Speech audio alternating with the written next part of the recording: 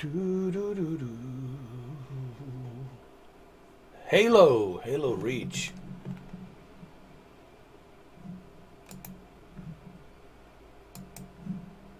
Halo Reach. Well, let's do it. Let's jump right into it, shall we? Let's not waste any time.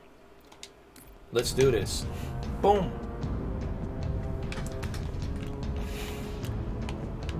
This is a PC version. Everybody, just so you know, I'm running a PC version. And it runs pretty steady, pretty smooth.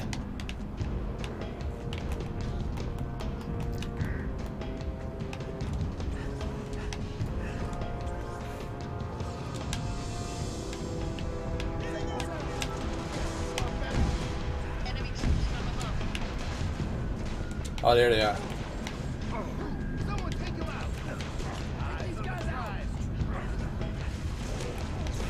Starts to feel like Call of Duty almost.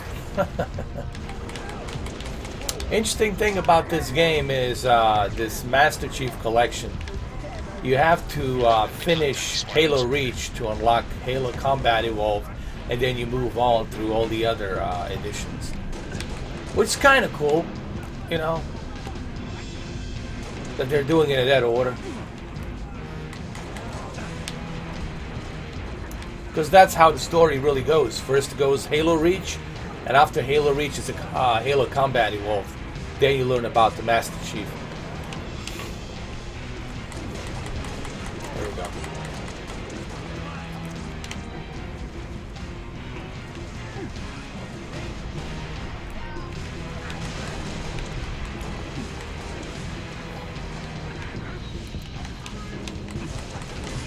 Oh shit, there was one down there. Hold on.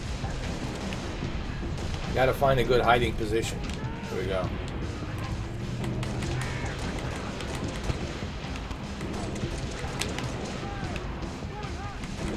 You know, the one thing I always liked about Halo games is that the AI is very intelligent, you know.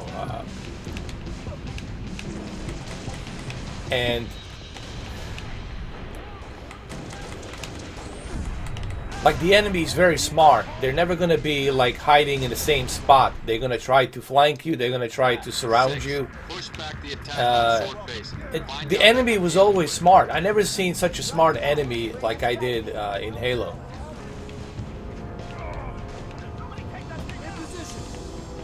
Oh, it's right over here. There he is. Boom. What's up, Brendan Lee? What's going on, man? How you doing? How's your Saturday going so far?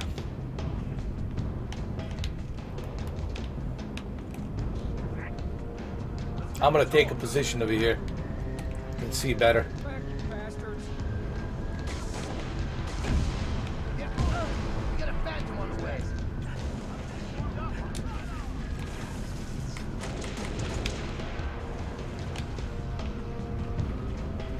Oh, you're eating a Chinese takeout. Nice, man. That's a good dish. Deep dish. What are you eating, by the way? Chicken soup. Noodles.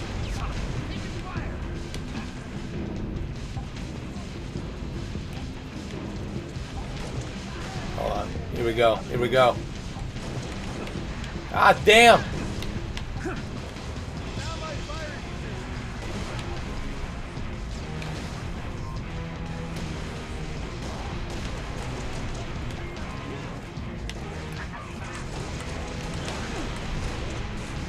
Do I have another weapon? Is this the only weapon? Oh, there we go. That's better.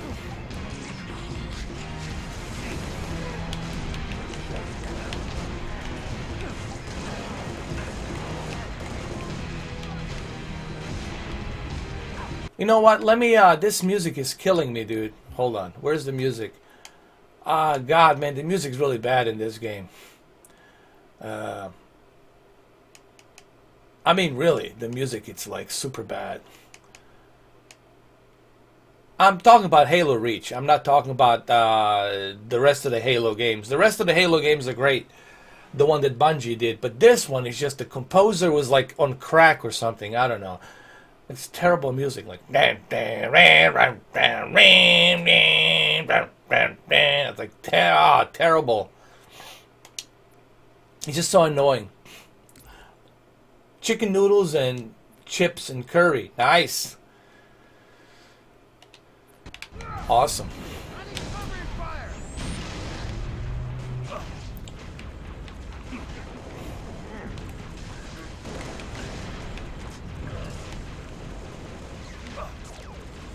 Oh,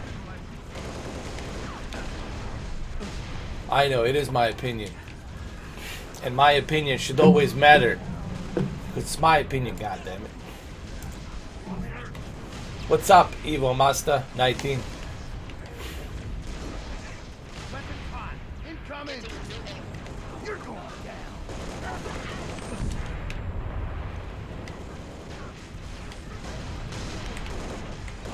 Oh, I'm sorry, dude. I didn't see you. Oh, this is like Saving Private Ryan over here, man. It's just brutal. It's like a D-Day landing, Omaha Beach.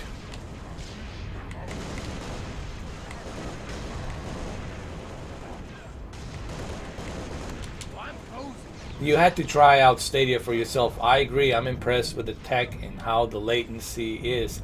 But yeah, it needs more games. You know, that's my main complaint is, you know, you only have 4 games and you want people to pay $10 a month. If they have included Red Dead Redemption 2, if they had included NBA 2K, if they had included the Grid and that Guild exclusive game, if they had included Assassin's Creed, and if they had included Mortal Kombat 11, if they had included these games with a pro subscription, then I would say, okay, all right, this is okay, I guess. This is not bad. But they didn't. They didn't include that, and they expecting people to pay $10 a month on top of $140 for the device. And when you ask them a question, they just repeat themselves like robots. You know, like, what's the problem? What have you been doing all these years, Google? Like, why can't you make a deal with these developers? It means they don't want to put their games on your subscription. That's what that means. It means they don't want to put it there. So I don't know what else can I come up with other than that, you know. Technology works, but you got to have more games, man. You got to have more games. What they have right now is a joke, man.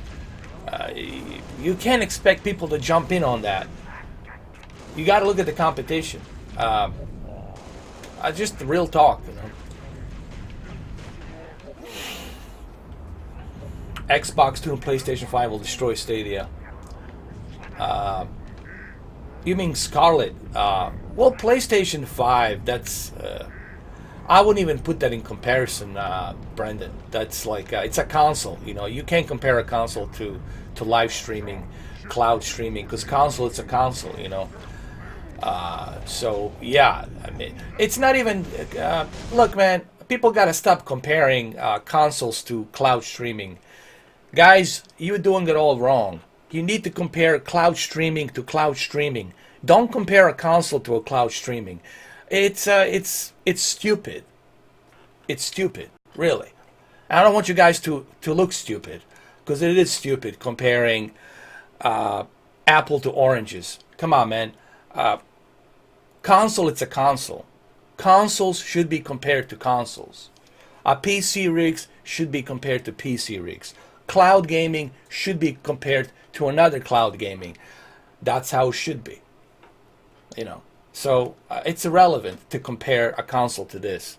I mean, to cloud gaming. It's just irrelevant. Of course, PlayStation 5 is going to dominate a lot of different things. Sony's already dominating, but that's like not even a breaking news. I knew that a long time ago. You know, everybody knows that. You know, so I just don't like irrelevant guys. I'm not trying to be a dick, but it really drives me crazy when people put out irrelevant statements. If it's irrelevant, it means jack shit to me. It's just annoying and it's stupid. And if it's irrelevant, it doesn't really mean nothing. You know, compare something that's comparable to something that's same thing. You know, compare a controller to a controller. You know, compare electric car to another electric car. Compare a sports car to another sports car. But people, they want to compare something that's totally way out of whack to something that really has no merit to it. Like, I see people compare PCs to a console. Dude, that's irrelevant too. Do you know why you can't compare a PC to a console? Do you want me to tell you? I'll tell you. I'm not going to raise my voice. I'm going to tell it to you in a nice way. Because there's no limits. There's no end to what you can achieve on your PC. You can build the most expensive PC in the world. And you can shit all over consoles every day. So, guys, let's make it relevant. Let's make comparisons that makes logical sense. And I know some of you are going to get butthurt by this, but I have to tell you. I have to tell you the truth. Let's move on. Because it's just kind of annoying. People write me all these comments. They're letting me know, oh, the consoles are destroying the cloud gaming. It's stupid. Cloud gaming, it's a total different thing. And the consoles are a total different thing. PC is a total different thing. They should not be compared to each other. But I know you guys are going to do it anyway because that's your shtick. That's what people do nowadays. You know, people talk and gossip and all this other shit. I just gotta tell you the truth. You know, it is what it is.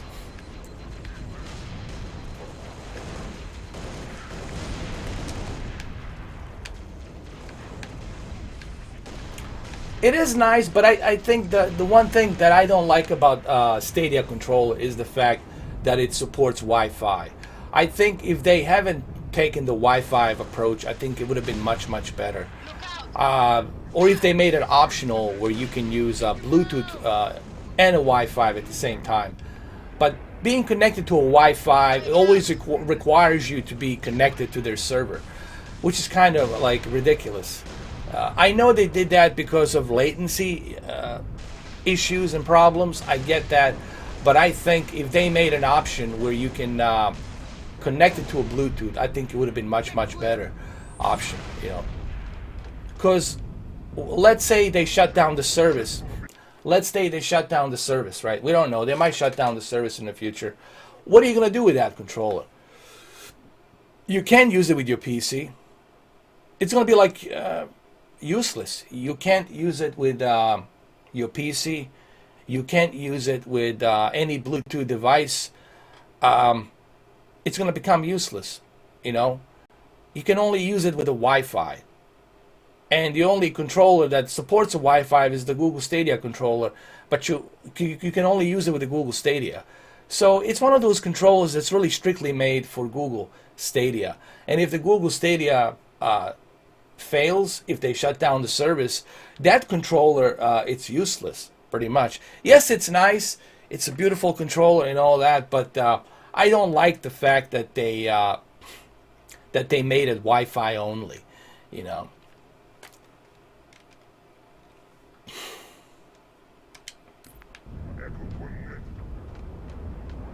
But technology works. Listen, Google Stadia technology works. You can actually enjoy 4K and HDR if you have a good, you know, reasonable internet speed.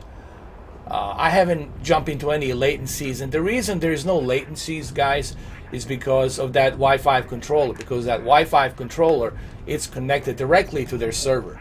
So that's why there's no latency issues. That's why there's no problems.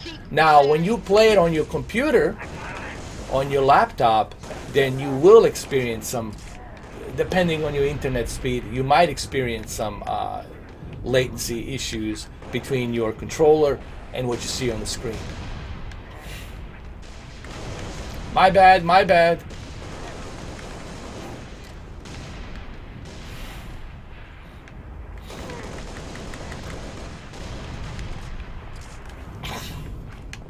Come on! Get him!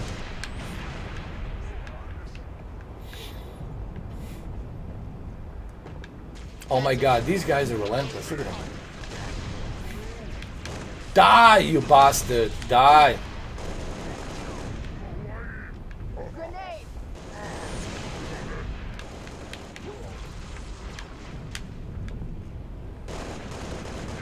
Firing.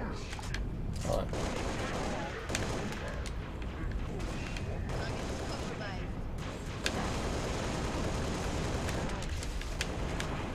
I don't. What is this? Taking fire.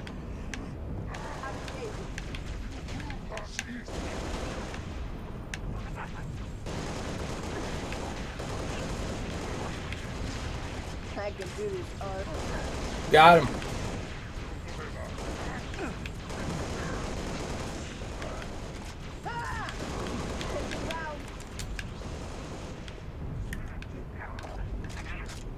I always feel like I'm a Master Chief, even though I'm a Spartan and I'm not a Master Chief. But I always feel like I'm a Master Chief when I'm playing Halo.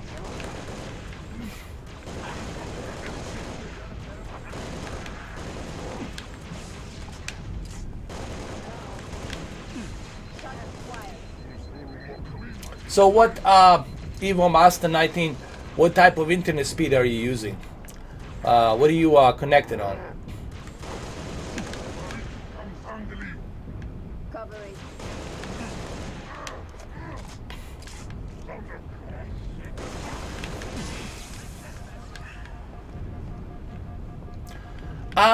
I think they're gonna get something from Ubisoft and 2K Games. I think they're gonna get probably Grand Theft Auto 5.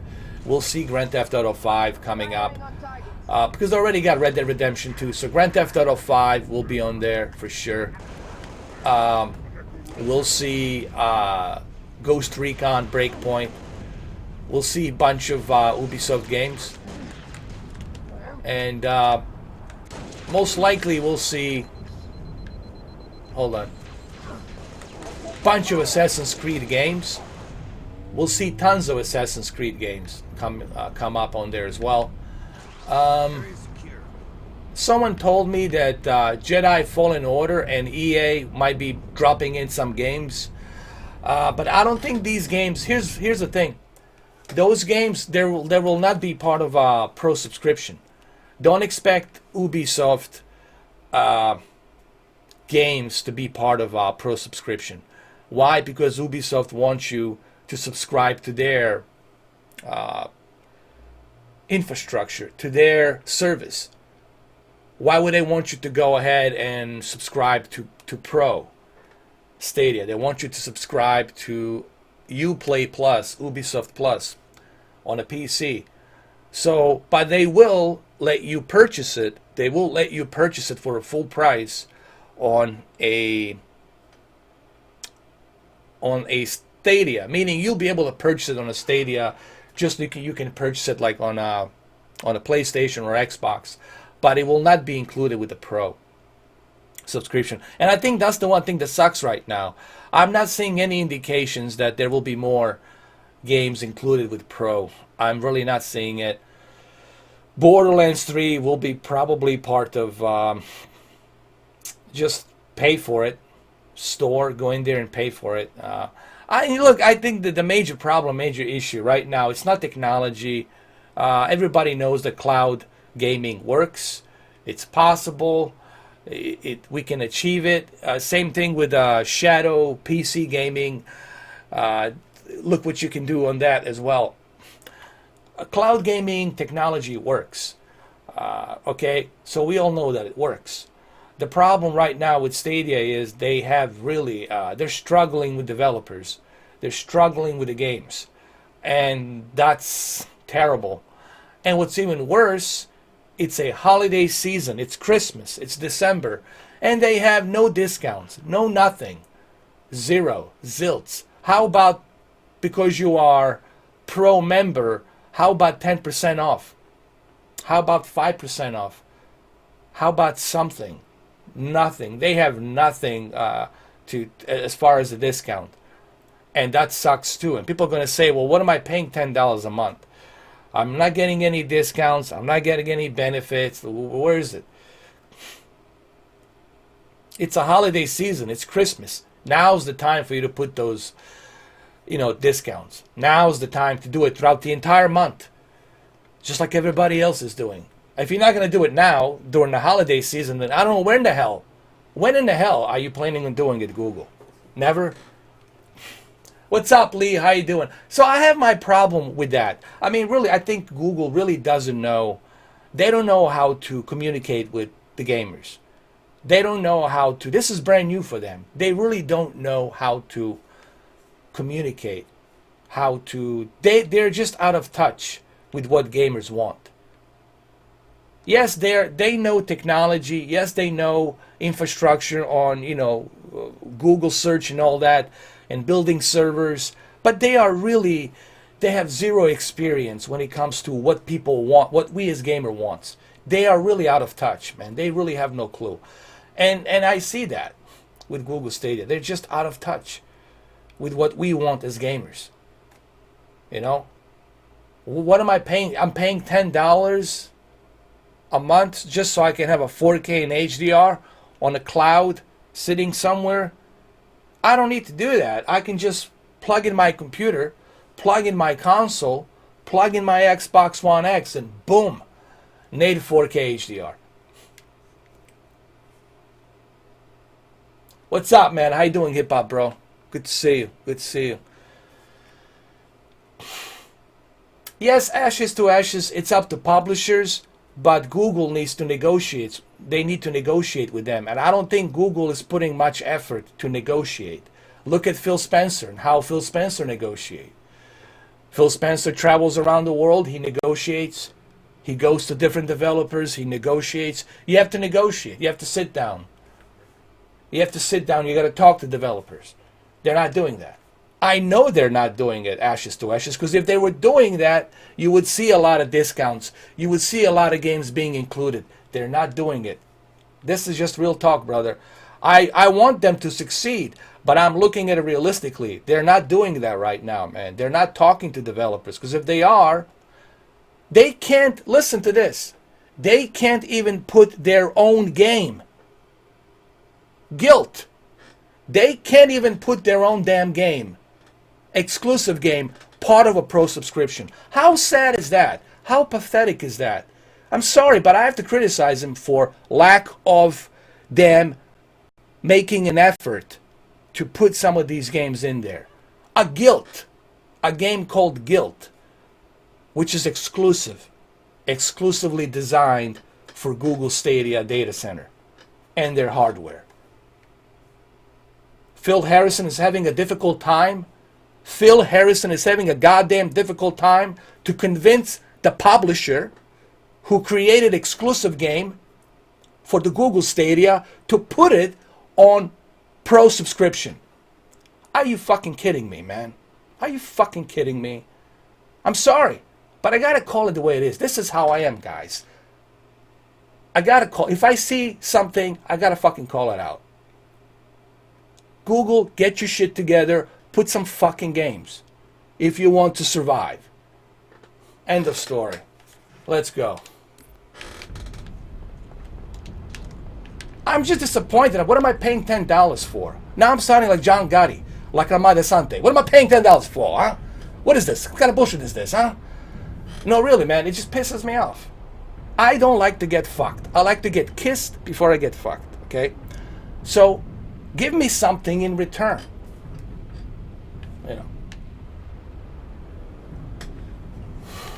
Thank you, Lee. Oh, by the way, Stadia Cloud Gamer, how you doing, man? Welcome back. Good to see you. By the way, I did look into PC shadow gaming. It looks pretty cool, man. People have tested it in different states, in Canada, in different regions. They have tested it, and it works blazing fast. It works really good.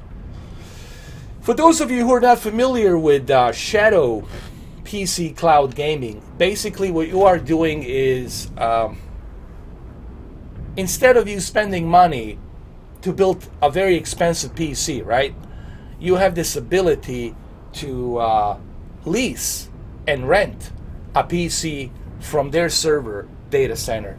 and you can pretty much run your Steam games, your EA Access games, your Ubisoft Uplay games, your Rockstar launcher games. Pretty cool thing.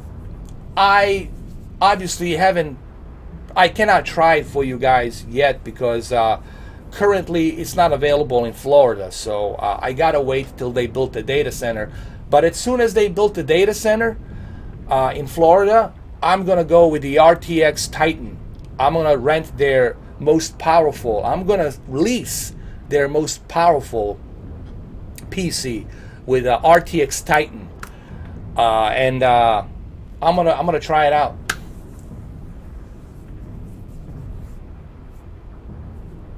Thanks, Stadia Cloud Gamer. Appreciate it, man. Yes. Yeah. Hey, Stadia Cloud Gamer, why don't you send them a link? Send them a link down to on my channel. I don't know if it's gonna go, but send them a link. Let them check out the link. They can go check it out for themselves. Because I don't think many people heard about this, and I think the reason a lot of people didn't hear about it, it's because they don't have enough data centers. They're working on it. They're building these data centers. They're available in California, New York, Pennsylvania, Baltimore, Delaware, etc., Maryland, but it's not available in some other states. You know, you have to look and see which state you are on. You know, I think Maryland, they have it in Maryland. They have it in Virginia. They have it in North Carolina. They have it in South Carolina, but they don't have it in Georgia. They don't have it in Florida. They don't have it in, let me see, some other states, Missouri, I think, Kansas.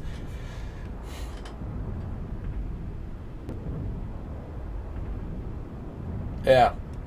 Oh, you're in Toronto in Canada. They got, I think they should. I'm not sure. There was you have to go to their website. You have to go to their website and you have to check. You have to go to their website, you type in your location, and they're going to give you the map. They're going to give you the map of the states that they have highlighted that have the data centers. Okay, the ones that they're not highlighted means there's no data center. So you got to go to their website to double check. Really? Ashes to Ashes? You don't have it? Oh yeah, that's right. Ashes to Ashes. In Georgia, they don't have it. Yeah. As far as the pricing, I don't know. I mean, it's $35 a month, so. But you got to remember, you're paying for something. You are leasing their computer, and a very powerful computer. So you're paying for a very powerful computer, and we're talking RTX Titan. RTX Titan, like the best of the best. Next year you'll be able to upgrade to RTX Titan. Right now you can go with the RTX 2080, and RTX 2080 is more than enough, man. With a 2080 you can do a whole lot of different things with that kind of powerful computer. Not to mention the CPU they're putting on there, like a very powerful CPUs. So well, that's a true statement. Every service has good and bad. When it comes to Stadia, like I said, I'm giving them till the end of April. I think by the end of April, if they're not making anything happen, then let's be honest. Look, guys, here's the thing. I want them to be successful, but I have to be honest. I have to look at it. I have to look at this from like a honest point of view. And when I criticize something, I criticize it because I want them to be successful.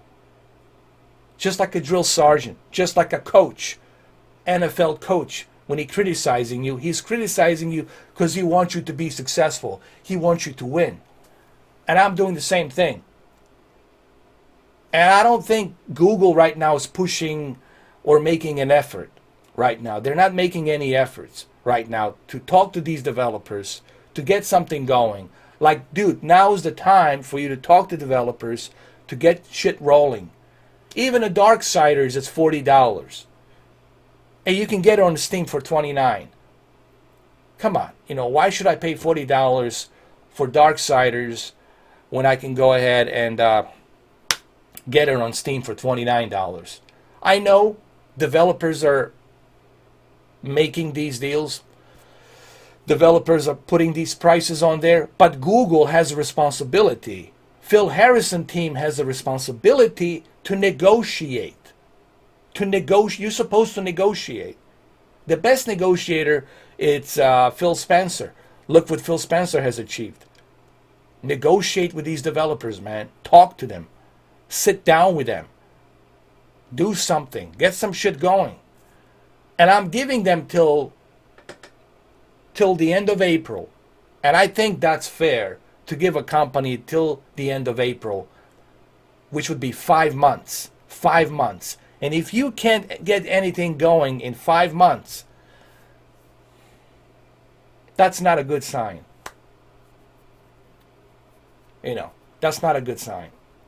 That's just me being realistic. Looking at it from a business point of view. Not from a gamer point of view, from a business point of view. Because there's competition.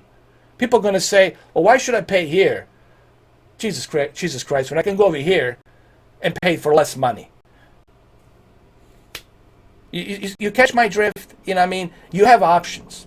You have options. And people are going to say, well, why should I pay here? Well, I can go over here.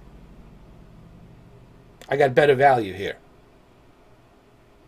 So your job as a Google company, as Phil Harrison, who's in charge of Stadia team, your job as a CEO of Stadia is to get together with your team, talk to developers, approach developers, have the goddamn meeting with these developers, talk to them, sit down with them, negotiate with them, get shit rolling. That's what you should do. That's what anybody, if I was a CEO, that's what I would be doing right now. I wouldn't be playing this. I would be negotiating with developers. That's what I would be doing. All right. Let's go.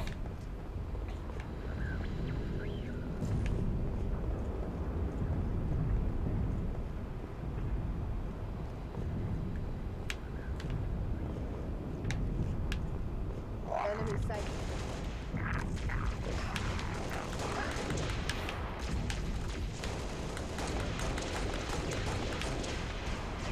Get him! Get him! Get him! These characters are so so cringe looking, man. Look at them. They look like a dog, man. We're clear. Noble 2 to sword control. Courtyard is clear. Over. I haven't heard nothing, man. I haven't heard like any rumors of any exclusives, man. That's what bothers me, man. They're not really they're not giving any hope. They're not giving any indication. Like nothing, man. At least show me what are you working on. Show me something. Give something. Say, hey, we're working on this super awesome game with this specific developer from Sweden or whatever. This pretty cool game. Look, let me show you. Let us give you a little glimpse. I don't see anything on the horizon. I don't. There's really nothing. Guild, it's okay, I mean, from what I have heard, it's nothing that's gonna make you go crazy. Guy, they're struggling, man. I gotta call it, guys. I have to call it the way it is. And I know some of you who are supporting Stadia, you don't want to hear this, but I think it's better if you hear it from me. You need to write letters to Google. You need to contact Phil Harrison. You need to tell him, sir, you got to get something going. Because if you're not getting anything going, this is not looking good. It's not looking good. And you go to their community forums, it's a bot that's repeating itself. I don't think it's a human being. I think it's a bot. Thank you for replying to us. Please check on our new updates and everything. Thank you. Thank you for replying to us. We're working on it. Check on our news and updates. Thank you for replying to us. Check on our news and updates like a fucking robot. I'm not talking to a human being. All right? And I think I've really, guys, if they are successful, then fuck me sideways. if Google becomes successful. Fuck me sideways. I mean, really, if they become successful. But the way things are going, it's not looking good. It's not looking good, man. It's status quo and it's frozen. And they're jacking up the prices on the Darksiders. $40 plus tax. $43.87. When you can pay $29 on a Steam with no tax.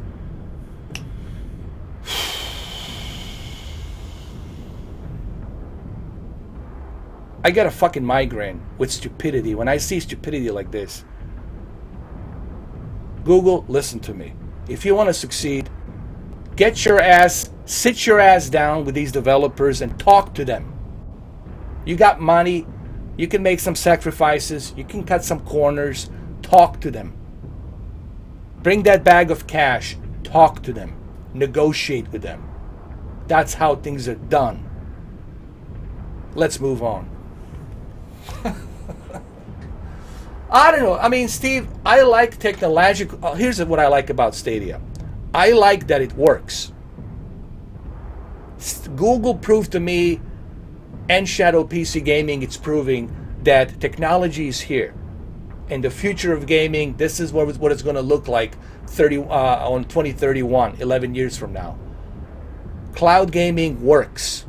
It works. And it's going to work 11 years from now, 2031, when it becomes a standard. It's showing me that it's possible, that it works. Okay? But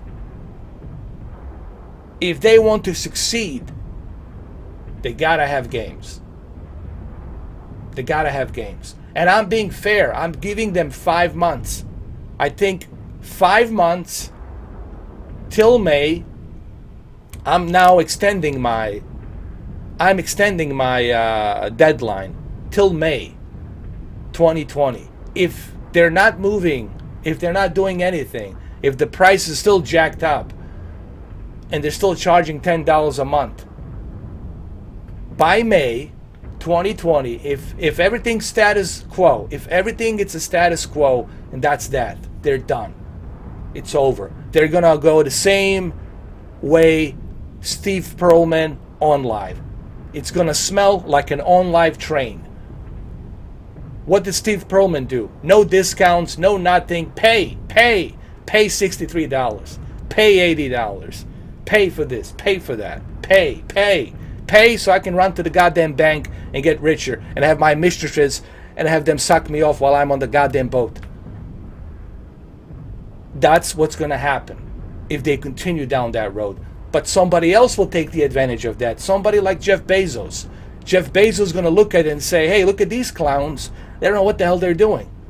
Jeff Bezos, Amazon, they have Twitch. They'll approach a bunch of developers. And a bunch of developers will jump with Jeff Bezos. Do you know why?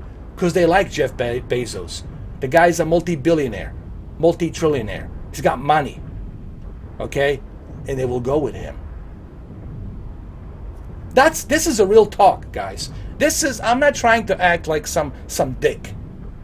As you know, I paid for Stadia. I paid for these games. I own Stadia. I pay for everything. But I have to criticize them for something that they're doing wrong.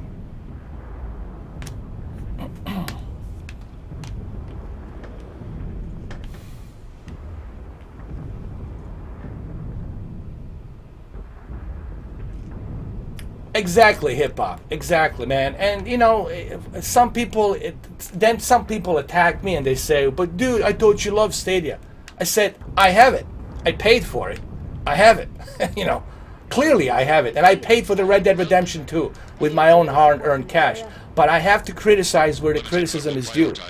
I always tell this to people. I don't care who you are or who you represent. If I see you failing, if I see you doing something wrong, I have to call you out. I have to tell you, hey man, even if you're my best friend, bro, I love you. You're my best friend. But I got to tell you, what you're doing here is wrong. That's what you're supposed to do. That's what you do. That's how you get better. That's how you turn your life around. That's how you become successful, by telling people on what you're doing wrong. Hey man, you're failing here. We're not going to win this game. Okay? This does not work. Okay, look at our offensive line. Look at our defensive line. Look at their offensive line. Look at our linebackers. They're all over the goddamn place. I mean, I'm just making one example. As a coach, you're supposed to tell your team how to win. You're supposed to tell your team who's in charge of your company, who's running for your company, I'm sorry. You're supposed to tell your team who is working for you, you need to tell them what they need to do in order to achieve a successful goal. The target locator. And I really don't think Phil Spencer is the guy to do. I mean, Phil Harrison. Phil Harrison doesn't have a good resume. Look at Phil Harrison's resume. He wasn't that successful with the PlayStation 3. He wasn't that successful with, what was it? The way he was advertising the Xbox. I don't think he was that successful in many ways, because he was only looking for money. The problem with Phil Harrison, he's always looking how to profit. And I think this is where he's failing. He's always looking for how I can squeeze the money out of people. You're never going to have a successful company, and you're never going to be a successful CEO if all you're looking for, number one, it's how to squeeze money out of people's pocket. You need to give people what they want, and you'll have more money than God. Give people what they want, and you'll have more money than God. You'll be burning pyramids of money every day. Give people what they want, and you'll get your damn money. And that's how you achieve things. You don't achieve things by ripping people off, taking their goddamn money. That's not how you make a business run. I can't remember any company surviving with that kind of thinking. Oh, Phil Spencer is awesome, man. I love Phil Spencer. Everybody needs to learn from Phil Spencer. Honestly, everybody needs to learn from Phil Spencer. Phil Spencer proved to all of us how you negotiate. Look what Phil Spencer did. He went to Japan last year. Went to Japan. And I knew he went to Japan. I was following him on Twitter. He was negotiating to bring Yakuza, part of the Game Pass. Yakuza, to squeeze Yakuza games out of Sony, out of PlayStation, and bring it to the Xbox. And Yakuza games are coming to the Xbox. That's Phil Spencer. That's how you negotiate. That's how you make a gaming service work. Negotiate. That's what you should do. Instead of sitting on your ass and collecting the money. You got to go out there. You got to travel. You got to negotiate, man. That's how things get made. That's how you make things happen, man. They should I tell you what, put me in charge of Stadia. I swear to my father's grave. By February, Valentine's Day, you'll have about 200 games. Part of your pro subscription. And I'm going to make sure that the pro subscription, it's only $5 a month, not $10 a month. Put me in charge. Put me in charge. And you'll see what I can do. But these motherfuckers don't want to do that. They just want to take your goddamn money. Squeeze. Squeeze your goddamn wallet. Let me get some more. I'm sorry, guys. I just don't know how to kiss ass. I just know I'm just a real talk. Just a real talk, guys. And I know this is going to bother some of you that I'm talking this way, but I don't know how to pretend to be a kiss asser. I don't kiss ass. I'm sorry. I just got to call it the way it is, guys. Maybe because I grew up, when I came from Bosnia, I grew up in New York, and I was kind of surrounded by a lot of Italians, and this is just the way they kind of brought me in. They kind of tutored me in like this, to think like this, to call it the way it is, man. So I don't know, maybe that's what it is,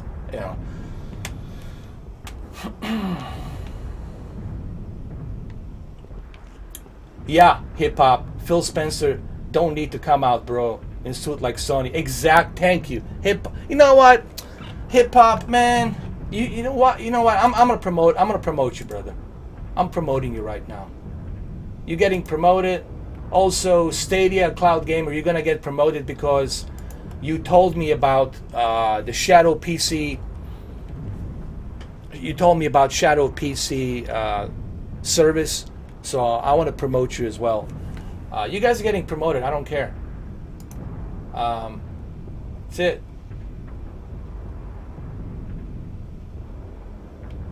There you go. You guys are getting promoted. Randall! Royal Boy, you know what? Another brother, you getting promoted as well. You know, Royal Boyle's been here forever with me. He's such a great guy, and I respect him more than you guys will ever know. I respect this guy, Royal Boyle. He's the real deal. Like the real straight up, honest, no bullshit, no nonsense guy. So he's gonna get promoted as well. He's gonna be a moderator. There you go. So there you have it. You know, that's me. You know, if I see you the way I see you, the way you are, I have to promote you. I have to like make you get promoted because I appreciate real people. I appreciate real talk. I appreciate real people. I appreciate honesty, and I respect that, man. You know. And I'm just, you know me, I'm just allergic to BS. You know me, guys. I'm allergic to BS talk, but I love real talk. I love honesty, no BS, like real talk.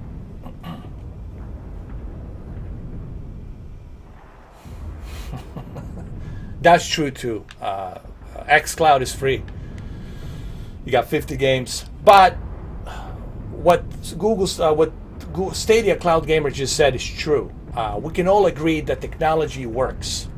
Cloud gaming technology works, and it also works with the French company in Montreal, Canada. They have proven to us that cloud gaming actually, it works. If you can stream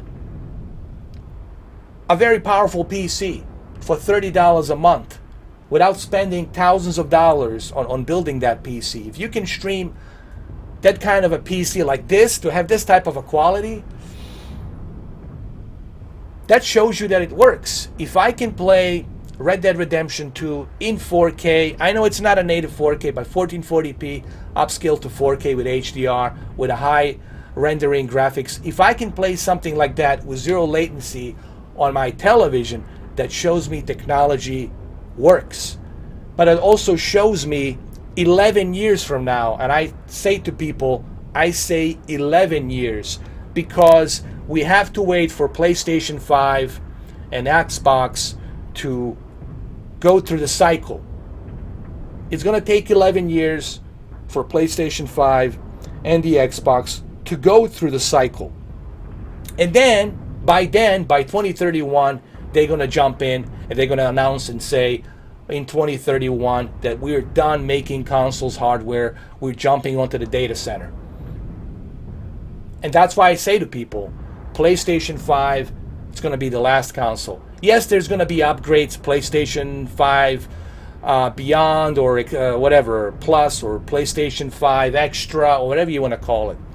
There will be upgrades, but by 2031, that's it. I think PlayStation 5 is the last physical hardware console. Xbox, Scarlet, whatever they call the upgrades next throughout 11 years, will be the last physical hardware console.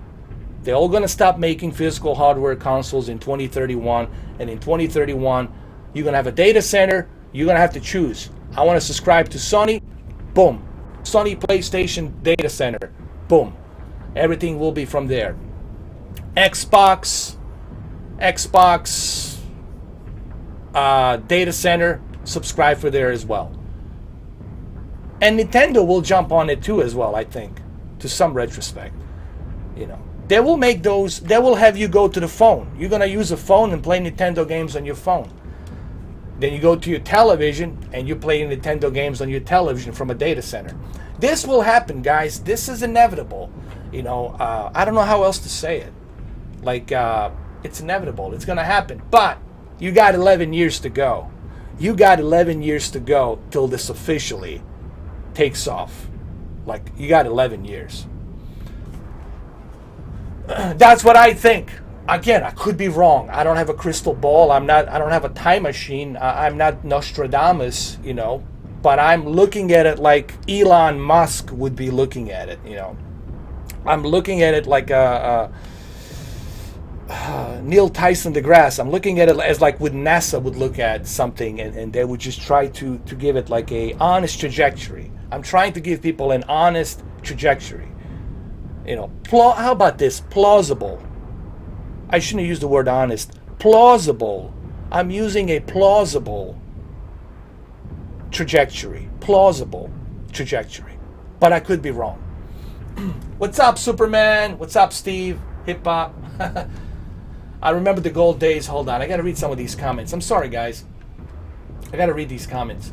AK Ruben, I don't feel Nintendo would be able to do this, though. Who knows? You'd be surprised. You'd be surprised. AKA, man. Things change. Things change. Look how much has changed. Well, this is a good point right here, the hip-hop's making. Look how much has changed 26 years ago, and look at it now. From 26 years ago to now, in 26 years, look how much have changed. Crazy. Okay, 26 years ago, I was still watching my VHS tapes. I was still listening to my cassette player, Walkman. I still had a Walkman. Okay, so a lot has changed. Let me see what, hold on a second. Hip Hop 90 says, bro, I remember the good old days when the most companies were honest about what to try doing. Just an example, PlayStation 2, no installation of a game, just playing and have fun. Great generation ever, PlayStation 2. Hip Hop 90s, let me tell you, those were the golden times. Man, I miss those days.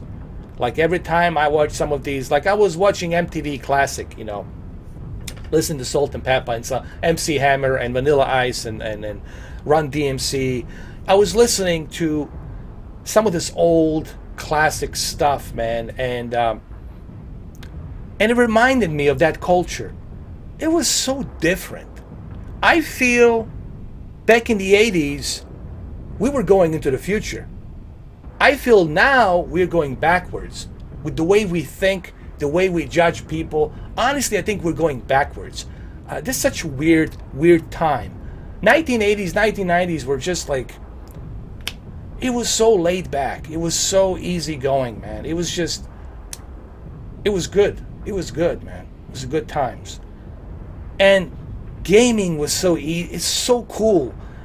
You know, you hang around with your buddies, you know, chill out, play some games, plug it in, listen to some music, have a good time. You know, then you go and hang out to the club afterwards and go play some basketball, come back again. You know, it was a lot of fun, man. It was just a different times. Now everything's about this. You know, what now is going on is just selfishness, and every man and every woman for himself. It's like survival of the fittest. It's really, that's what it comes down to in today's society. It's just all these companies are just like, they're willing to lie, they're willing to bribe, they're willing to do anything to be successful, you know, at any cost. Like there's no principles. Like the principles have, that shit is gone. Principles have gone out the window a long time ago. Like these companies have no more principles anymore. It is really down to one thing only. For them to make enough money and to be successful at any cost necessary. And that's what you got right now. It's a really weird, strange ass time, man. Technologically, it's interesting to be alive, to see this technology move forward. But in terms of people, and the way people have become, it's really bizarre. It's such a bizarre. It's like I'm living in an alien planet. I'm like, what the hell happened here? Everybody's looking at me, judging me, labeling me. You know, everywhere you walk into, everywhere you go. Hey, can I ask you a question? No, get away from me. Get away from me. I mean, it's really a paranoid, fucked up society we're living right now, man. It's pretty bad. But anyway, that's just me. What do I know?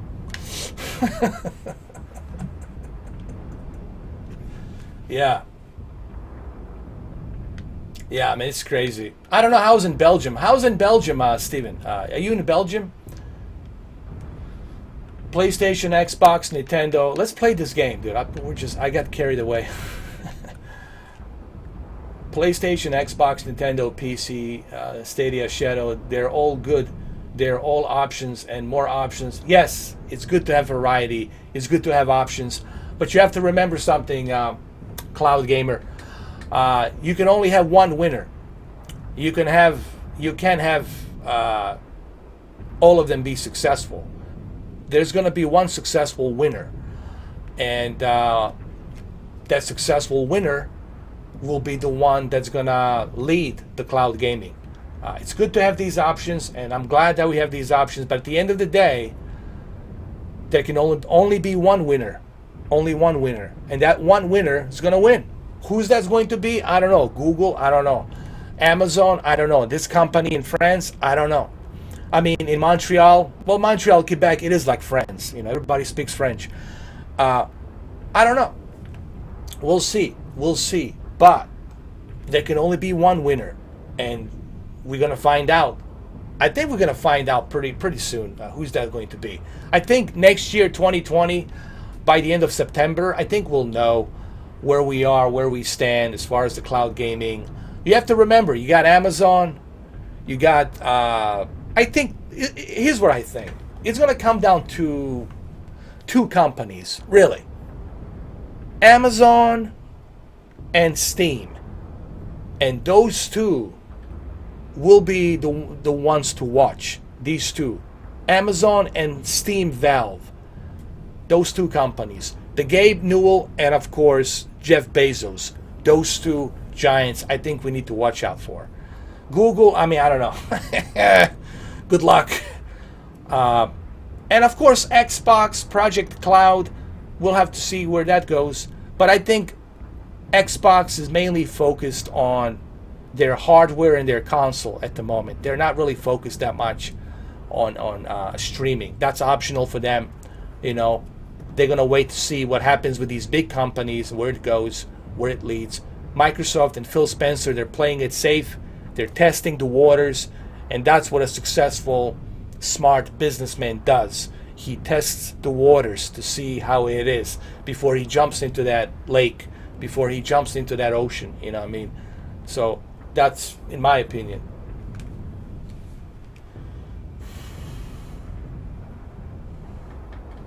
Are you in Belgium? Are you in Belgium? Where in Belgium are you? Well, you don't have to tell me which city. Don't worry about it, man. But people are chill in Belgium. That's cool. I mean, I gotta go. I mean, one of these days, man, I gotta go visit. I gotta go to Europe.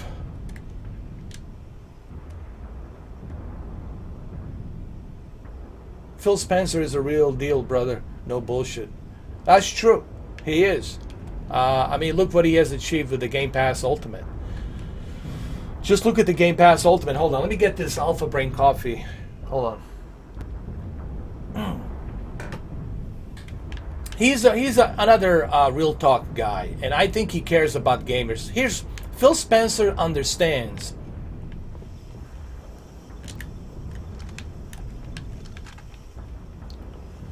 He understands gamers. He knows what the gamers want, in my opinion.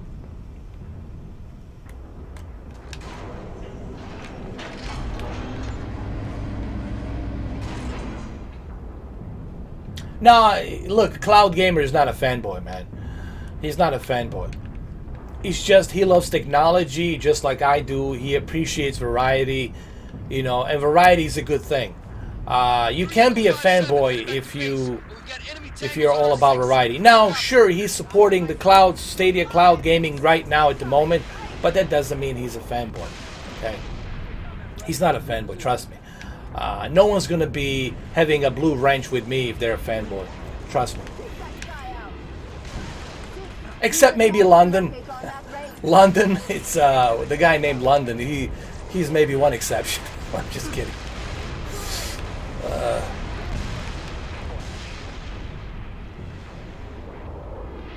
You guys are typing in so quick, so fast, man.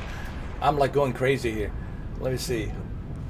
I'm doing great. Karsten Jensen, how you doing, man? I know you sent me an invite on Google Stadia, and I was gonna play with you. I was gonna do a party chat, and actually, we might do a party chat tonight. I tell you what, if you invite me to a party chat tonight with Destiny 2, we can talk, and we can maybe Google Stadia will hear me. Maybe Google Stadia will hear me on a party chat on Google Stadia, because they're monitoring everything. Remember, whatever's being said on Google Stadia, they can check in on it. Like, they can always tune in and they can listen to what you're saying. So I think the best way for me to bring the message across, it's if Google Stadia will listen to what I have to say on the Google Stadia. Like, do some more negotiations with these developers.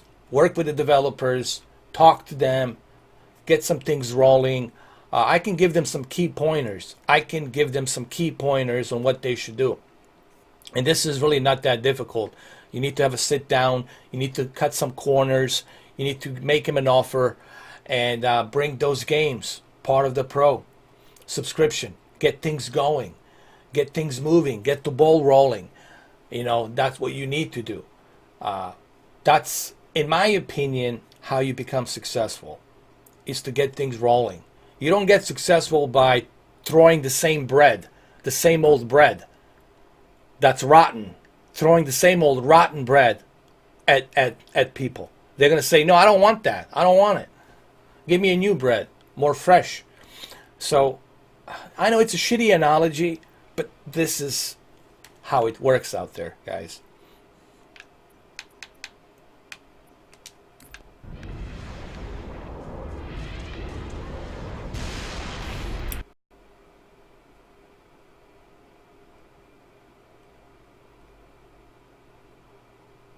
Oh, I'm coming back.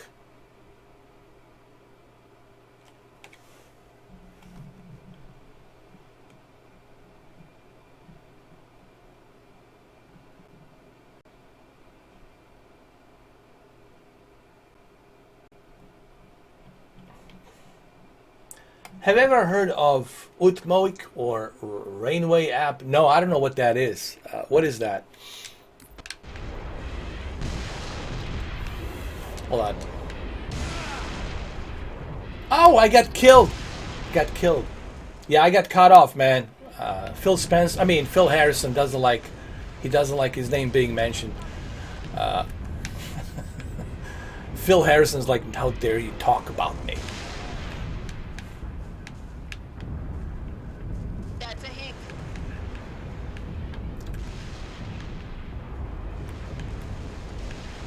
Look, man, I like that there's a variety, guys.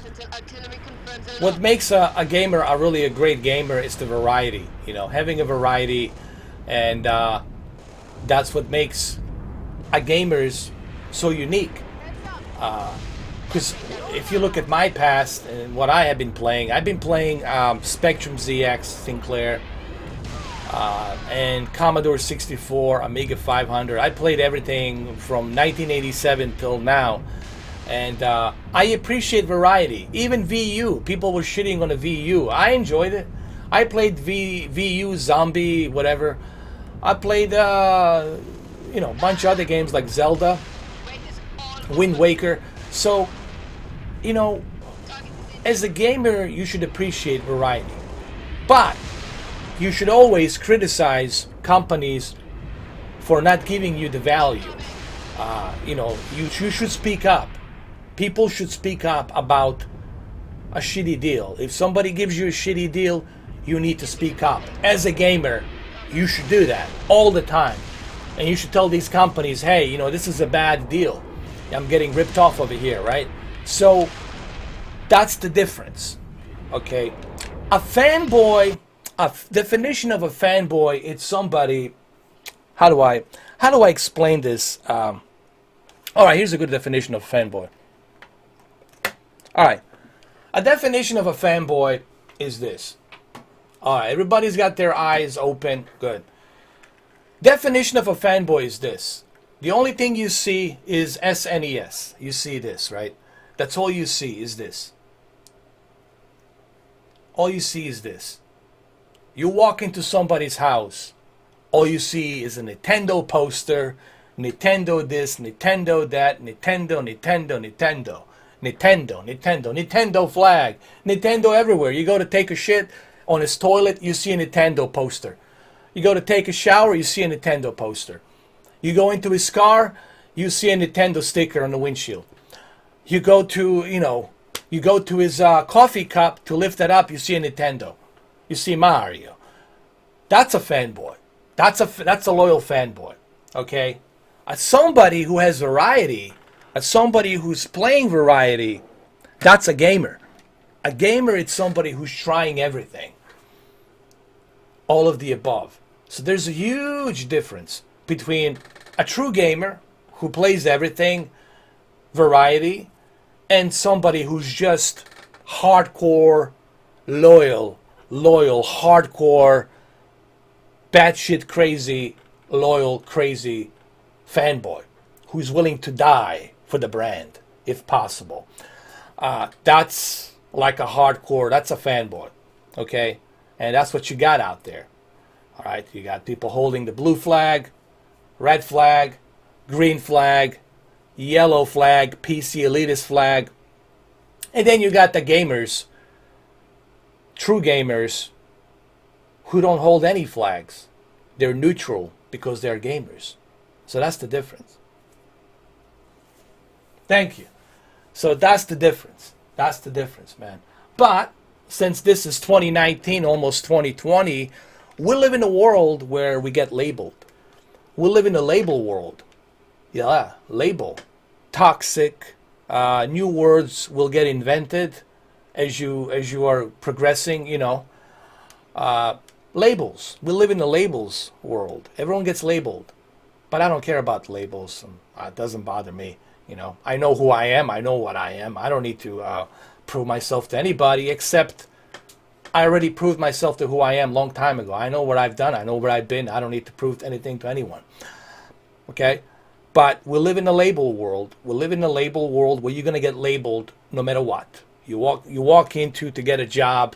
You walk into for an interview. You walk into to deliver something to somebody. Automatically, you're going to be judged and you're going to be labeled immediately.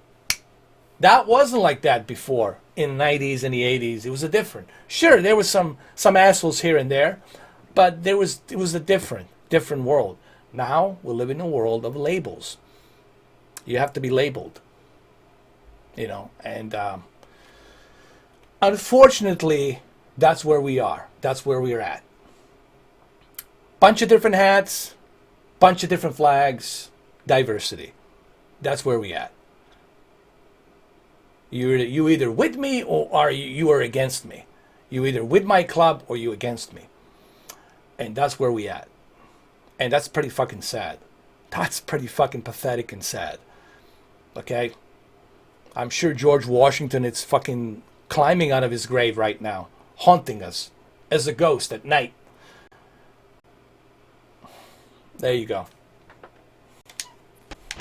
That's all I got to say about that. That's all I have to say about that. Well, let's do this, man.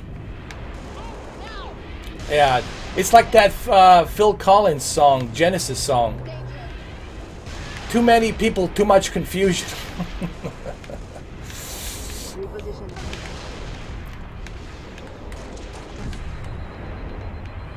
Oh my god, there's no way I can survive this shit. Hold on.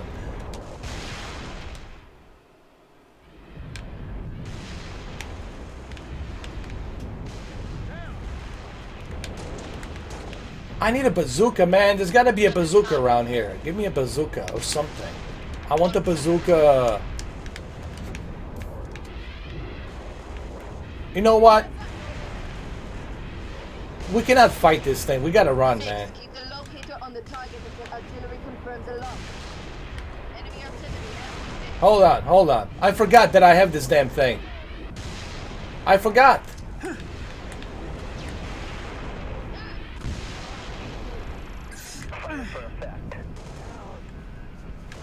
Here we go. That's it. That's it. I'm not done yet. Sorry about that, guys. I got it. I totally forgot because I was talking too much to you, and I totally forgot I have this stupid device to negotiate. Oh. Just getting warmed up. All right, I know what to do now. Come on, get him. There's a bazooka over there. Hold on. Ooh, nice. With one shot, I destroyed all of them. Sweet, sweet, man. That's nice. Pelican inbound with transport 6. All right, where's the?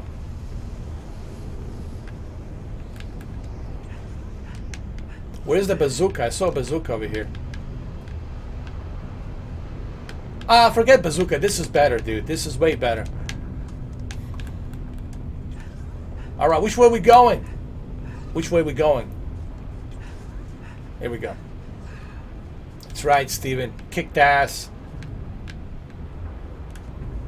Let's go. Ooh, cushy. Get in there. Let's go.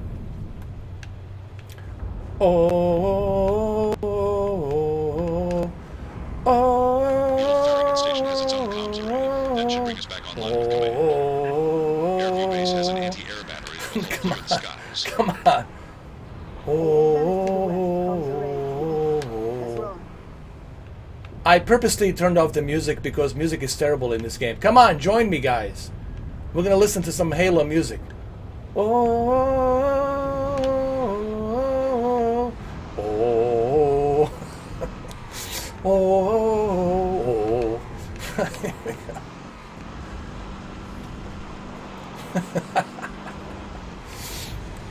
Yeah, it's classic, bro. Yeah. This is 60 FPS. I don't know. Does it look 60 FPS to you guys? I hope it does. Look at these glaciers. Nice. Nice. Get him, get him, get him.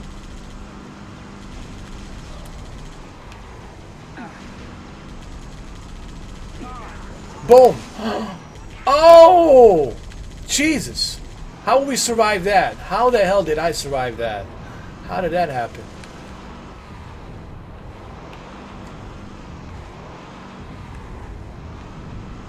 Let's go.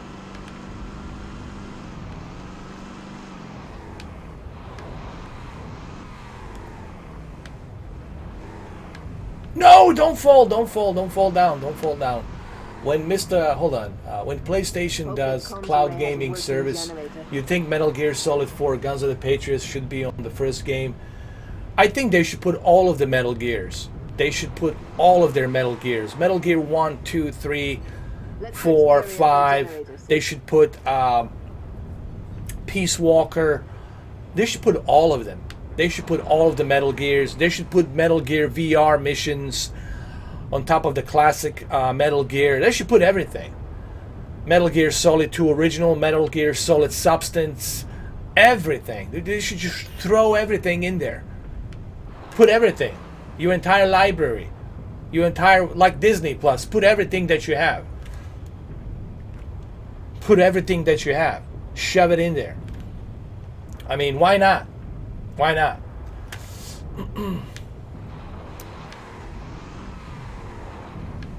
They should put everything. Parasite Eve, Dino Crisis. They should put... I did mention Parasite Eve, Dino Crisis, Resident Evil 1, 2, 3, 4, Code Veronica, Tekken Tag, all of that stuff needs to be in there, man. Put Dark Cloud, all that stuff. Shove it in there. Siphon Filter, 1, 2, 3, 4, whatever. SOCOM, Navy SEALs, put all that shit in there, man. Shove it in there. Onimusha, 1, 2, whatever. Is there Onimusha 3? Onimusha 3, 1, 2, 3. Getaway, 1 and 2. Put all of that stuff in there. Put it in there. Final Fantasy 7, Final Fantasy 8, Final Fantasy 9. Put all that shit in there, man. Shove it all in there. That's what you're supposed to do. Oh no!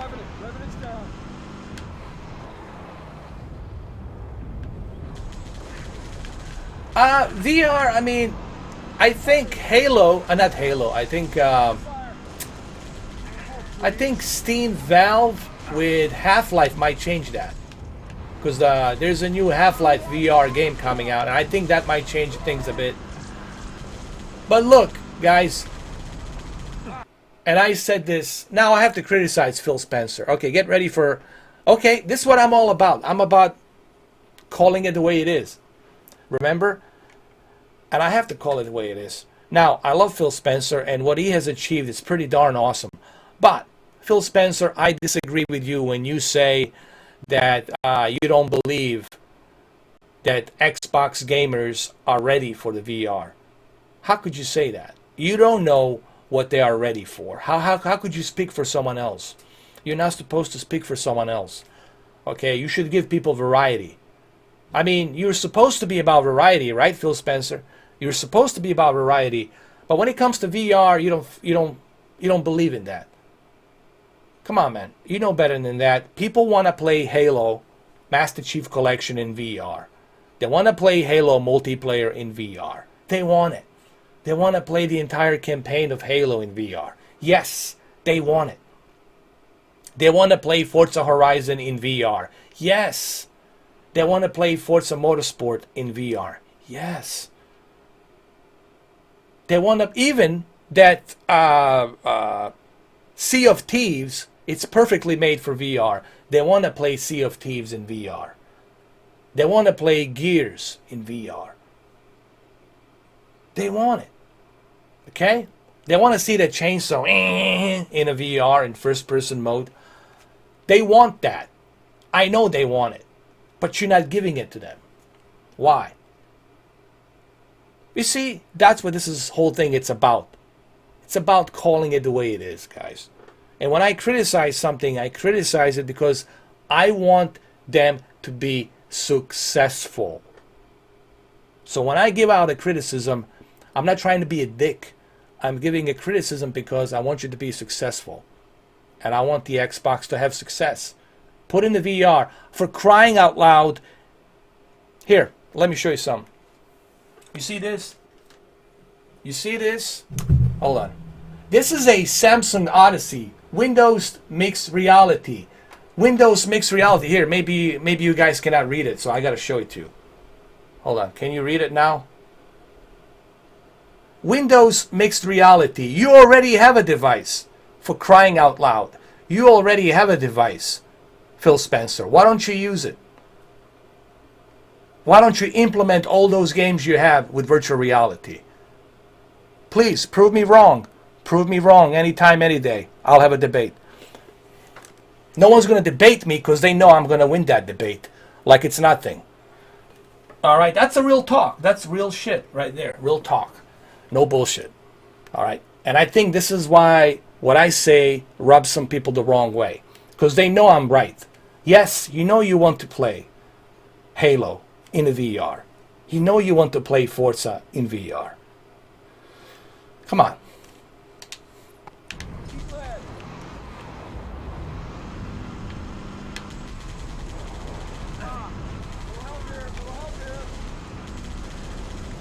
I mean, you should never tell what's best for your customer. You don't tell a customer what's best for the customer. Okay? You never tell a customer what's best for you. You don't know what's best for him. Your job is to investigate and research to find out what customer wants. What my gamers want. What my subscribers want. What they want. Okay? That's your job as the CEO of the company. To do your research, to send people out there on the field, to collect the data, to find out what they want. But you having a feeling, I don't think Xbox owners are ready for virtual reality. Yet you have a virtual reality called Windows Mixed Reality. Should be so easy and compatible with the Xbox One X. But you don't want to use it. Because you feel that the average gamer is not ready for it. That's what you think. You have a hunch. You woke up one morning, oh, I don't think they will love it, so I will not do it. See, that kind of thinking, it's why some people can't succeed and can't push forward, because they're out of touch with the real gamers. They're out of touch with what people want. Give people variety, for crying out loud. I know what people want. You know what people want? I'll tell you right now. I'll tell you right now. This is no bullshit, no horseshit, no none of that crap. I'll tell you what people want. They want variety. They want choices. Variety and choices. They don't want limitations. People do not want limitations. They want variety. That's what they want. Give them variety. You're going to be successful. You're going to get your money. But give them variety. Give them what they want. Get the fuck out of here, man. Someone's going to tell me what's best for me. You can't tell me what's best for me because you don't know me. You're never going to be able to tell me what's best for me. Do you know how you're going to know what's best for me? If you do your research on me, sit down with me, talk to me, and ask me some questions. What do you like to see? That's how you can find out what's best for me.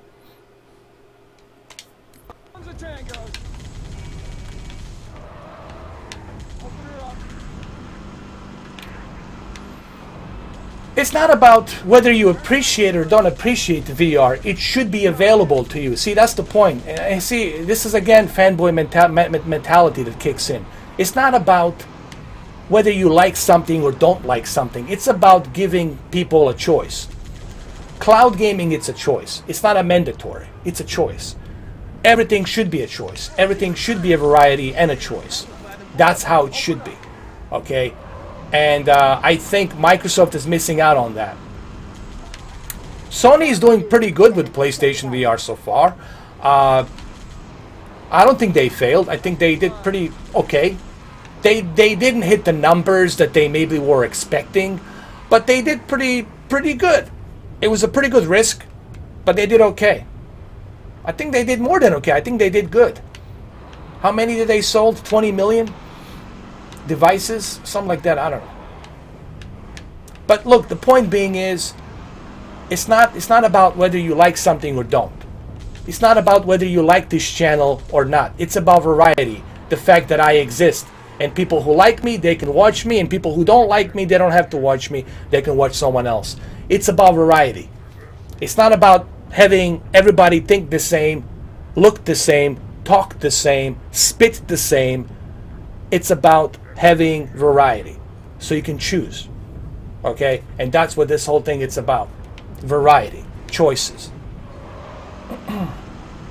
What am I doing here? I'm hitting the damn stone. Like I'm stoned. Here we go. Look how much he leapt.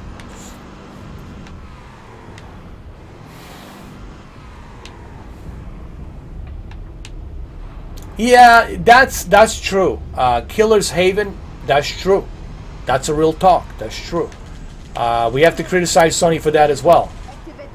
The backward compatibility. I mean, here's a funny part. Here's a funny thing about Sony. Think about this. This is a company, PlayStation, a company that was selling PlayStation 2 and PlayStation 3 as a backward compatible console, where you can play on PlayStation 2 all your PlayStation 1 games with PlayStation 2. And then PlayStation 3, which I still have, the Lunch Edition Fat console, you can play both your PlayStation 1, PlayStation 2, and PlayStation 3 games. Meaning I can play my entire PlayStation 1 library of games on PlayStation 3. I can play my entire library of PlayStation 2 games on PlayStation 3, on top of PlayStation 3 games. And here comes PlayStation 4, a total 360. A total 360. No backward compatibility.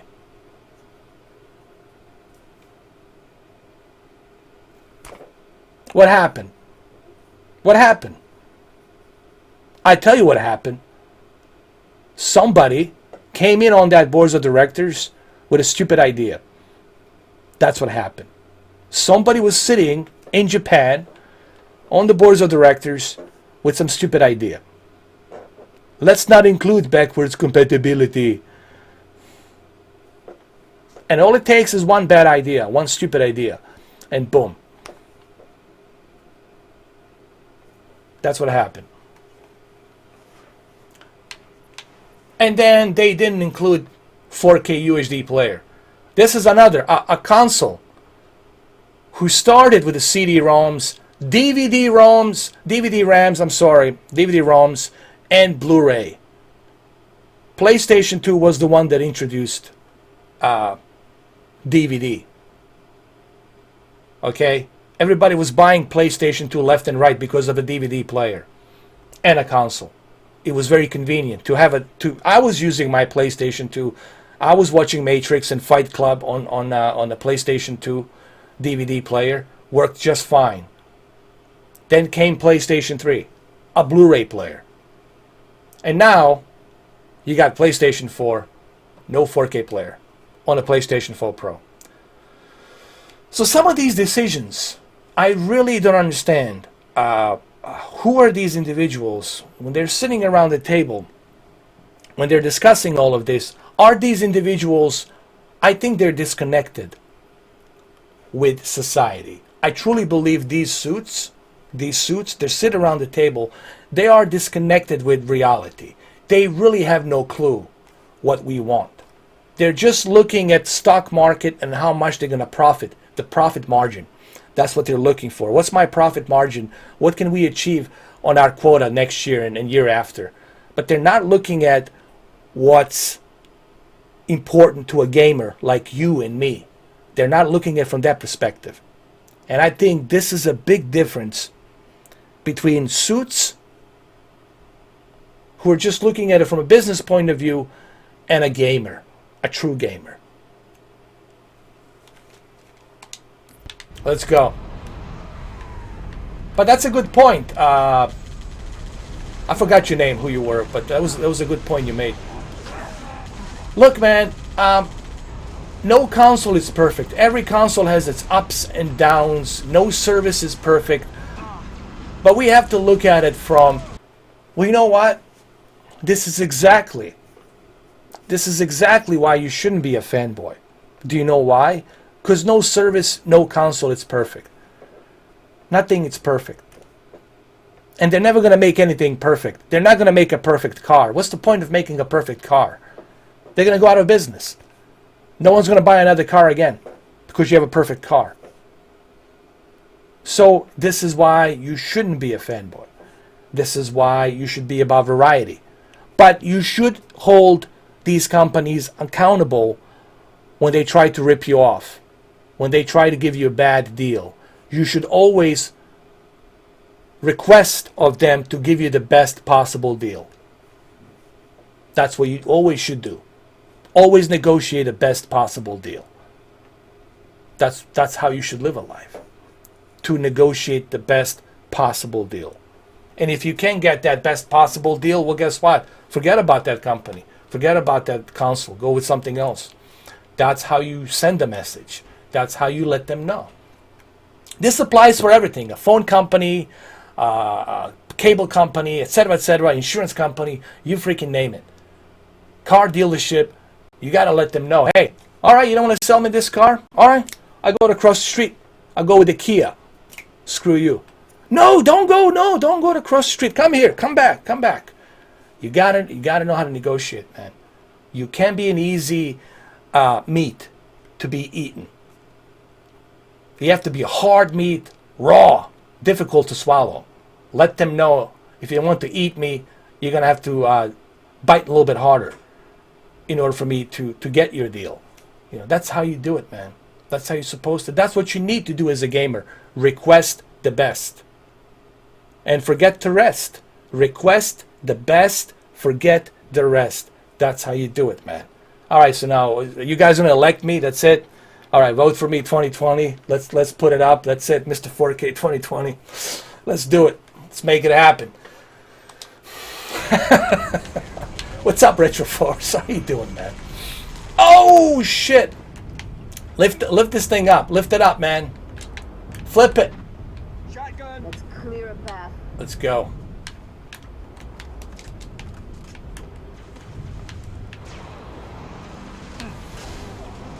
Come on, guys. Get in, get in, get in.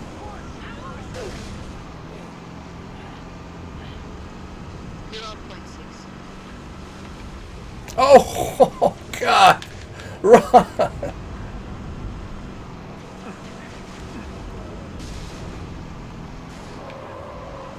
Oh, my God.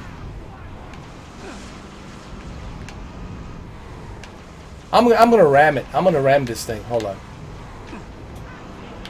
Let me ram it. Coming. Coming. Come here.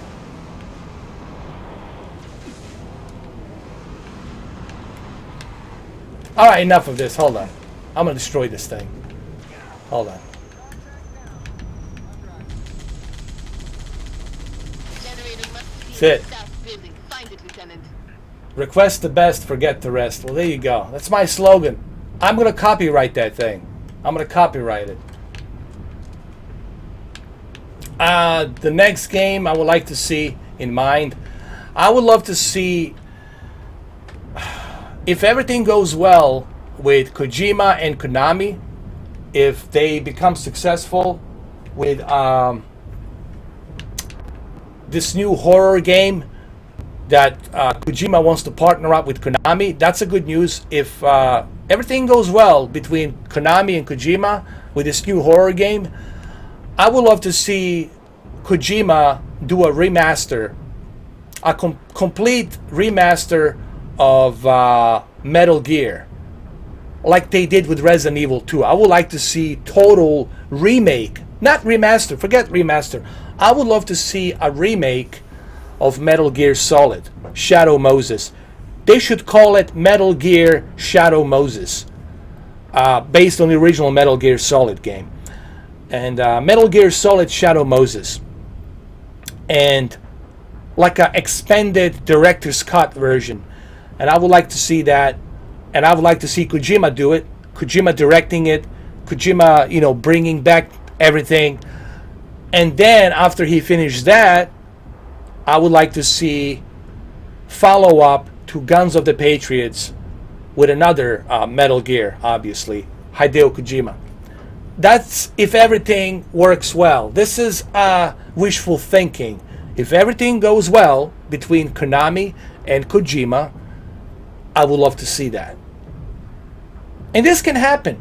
All you have to do, reach out to Konami, reach out to Kojima, and bring these ideas. Kojima will read it. I mean, he will not personally read it. His assistant will read it for him, or whoever. But it will get to him. You know, this message can be brought to him, and I would love to see that. A true sequel to Metal Gear Solid 4, so that we can find out what happened to Solid Snake. Did he die, Otacon? Otacon, I'm still alive, Otacon. I'm alright. Don't worry, Kojima will resurrect me. That bitch Naomi, she left me. But don't worry, Kojima will resurrect me. It kinda rhymes, doesn't it? That bitch Konami left me with Naomi. Alright. Let's go. I hope everything works out. Listen, man, guys, I don't have a time travel machine. I didn't come from the future. If I did, well, I wouldn't be talking to you right now. I would probably be running away, be chased by some stealth helicopters or some shit. I don't know. I don't have a crystal ball. I cannot tell you what's going to happen in the future. But I hope that everything works out well. It's only going to benefit us. Listen, if Kojima makes peace with Konami, and if Kojima fixes the relationship between him and Konami, that's only going to benefit us. It's only going to benefit us. It's not going to disbenefit us. We're going to benefit from that greatly. So I hope they can fix the relationship and then start working on these games. I really hope, honest to God, I really hope that Konami has some common sense and they're negotiating and working with Kojima, and they can forget the past. Listen, what's done is done. Kojima cannot change the past. Konami cannot change the past. What's done is done. Let's move forward. Let's move forward. Let's work on this. And I think I'm optimistic, dude. I'm really optimistic. I have a good feeling things will work out between Kojima and Konami, and that's going to be great for PlayStation 5, for Scarlet, for PC. It's going to be great for all of us who are gamers. And yes, even for you who are fanboys, it's going to be a holiday every day. But it can happen, and I think it will happen. I think this gives me a signal of hope.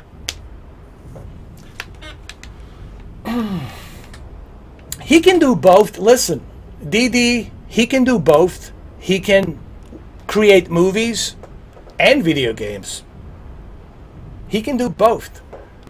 But I think he should stick to TV shows. I think Kojima, it's better if he does a TV show, because it's hard to tell a story in 2 hours or 3 hours. Okay, the best way to tell a story and to expand that story, it's through TV shows. And I think TV shows are now more successful than movies because you have more space, you have more time for the characters to grow, you have more time to explore all of these characters and the universe they live in. You can't do that in a 2 hour, 3 hour movie. It's difficult to do that because you have to squeeze everything in, and you're limited on time, you know. So he can do both. He can do movies, I mean TV shows, movies, and video games. He can do both. All right, let's continue. Ezio! Ooh. Ezio!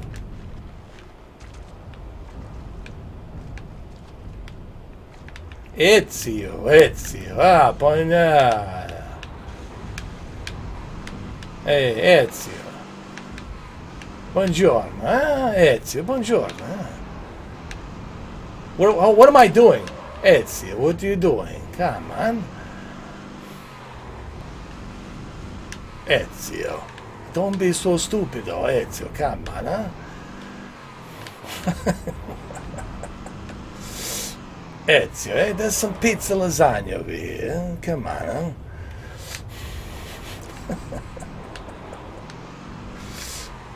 Let's go. Oh, I have to activate that thing. Hold on. Hey, Ezio. Don't be so stupid, oh.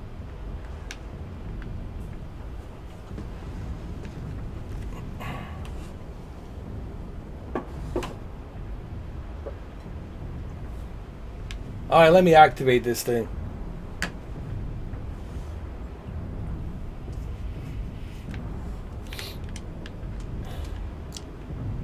I'm gonna activate it right now.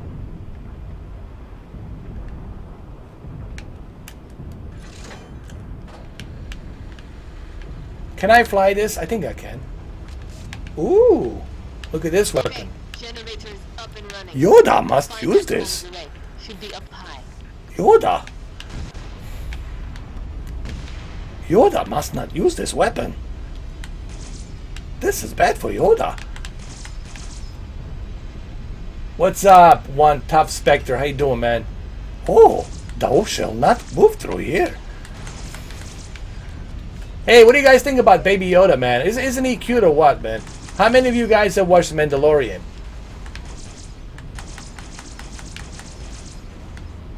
I'm doing great, man. One Tough Spectre. How you doing, bro? Hopefully you're having a great Saturday. It's a Saturday weekend. Baby Yoda is the best. I agree. Baby Yoda is the best. I love the Yoda. Yoda's the best. Forget the rest. Baby Yoda, press the wrong button. Thou shall not press the wrong button. Alright, who's driving? Hold on. Let's go. Let's kick some ass. Yoda knows the best. It's a great show. I love it, man. It's awesome. I can't wait for the next episode. Yoda is here. Didn't I activate that thing? I did. Oh, they deactivated it? Come on. I'm losing my Yoda voice.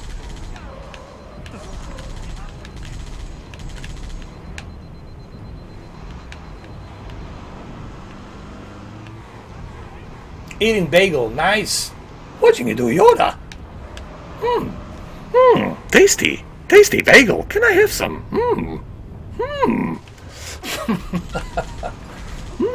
Now be careful how you eat the bagel. With my 3 fingers, I can grab the bagel. Put it. There's a ring. You can see the baby Yoda on the Disney Plus.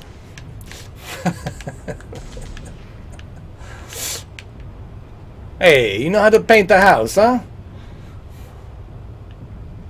What do you think about the Games of Thrones? Game of Thrones.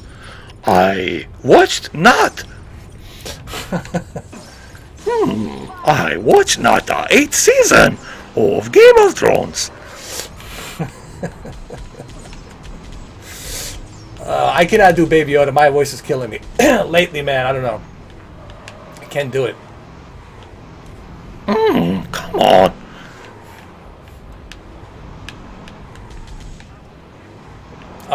Arnold Schwarzenegger. Hold on. Arnold Schwarzenegger takes a lot of energy. 6, check the structure to the That's the kind of bullshit is over here. You're supposed to have your 6 here. You need to have clear vision of the enemy over there. To get to the enemy is right there. Start shooting now. Come on. No, I didn't watch The Irishman, but I'm meaning to watch it. I might watch it tonight because it's 3 hours and a half. It's a very long movie, so I gotta watch it early. I gotta set myself to watch it, you know, because you know that's 3 hours and a half of my life. So I gotta like really get into it. Some people said, you know, there's some accuracy, there's some accurate stuff in there, obviously. But many are disagreeing about like what happened to Jimmy Hoffa. Some people think that some people actually believe this is like a folklore. This is not a fact, a folklore. Some people believe that he was buried somewhere wet. I don't know what that means. He's buried somewhere wet. Does that mean he's buried in bottom of the Hudson River? Does that mean he's buried somewhere in the Atlantic Ocean? Or does that mean he's buried somewhere in the Adriatic Sea in Italy? Or does that mean he's buried somewhere in the Pacific Ocean? I don't know. People are talking. I don't think we'll ever know. I don't think we'll ever know. It's like it's one of those mysteries you'll never know. I mean, you'll never find out. Because everybody who knew the secret took the secret with them because they passed away. They died. So whatever secret they knew, they took it with them to the grave, and we'll never know. So Jimmy Hoffa will be one of the greatest mysteries never solved. But hey, if you know how to paint a house, you might know where Jimmy Hoffa is. In a paint bucket. He's inside a paint bucket. I don't know, man. Just listen, people talk all kinds of craziness out there, man. That's why you're never gonna know what happened. You know. Damn, I've lost him. Let's go. Let me activate. Yeah, I mean, look, that's Hollywood. You know, they have to do it, so it's Hollywood, and it has to feel a little bit Hollywoodish. Same thing with Donnie Brasco and Lefty. You know, some people say the Lefty, you know, that they had to sit down and kill the Lefty. No, Lefty died of a cancer. Sonny Black, Sonny Red, they got killed. That has been proven. You know, if you like watch the Michael Francis interview, Michael Francis, he was a ex-mobster. He clearly said, you know, that Lefty they never killed Lefty, you know. Even though Lefty introduced Donnie Brasco, and Donnie Brasco, and his real name is Joe. Donnie Brasco was the undercover FBI agent. But in the movie, they made it look as if the Lefty, which was played by Al Pacino, and Donnie Brasco, which was played by, what's his name, Johnny Depp, they made it look as if Lefty was the one that got whacked. Lefty never got whacked. It was Sonny Black that got whacked. Okay? Because he made him a made man. Okay? He made him a made man, and he was friend of ours, a made man. And if you are the captain, and if you make someone a made man, then you're responsible for vouching for him. Lefty just introduced him. Lefty didn't make him a made man. So this is coming from Michael Francis. That's what he says, and I take his word for it because he was there, okay, with the Gotti and Semi the Bull and all these other guys. So I take his word for it than what somebody else says out there.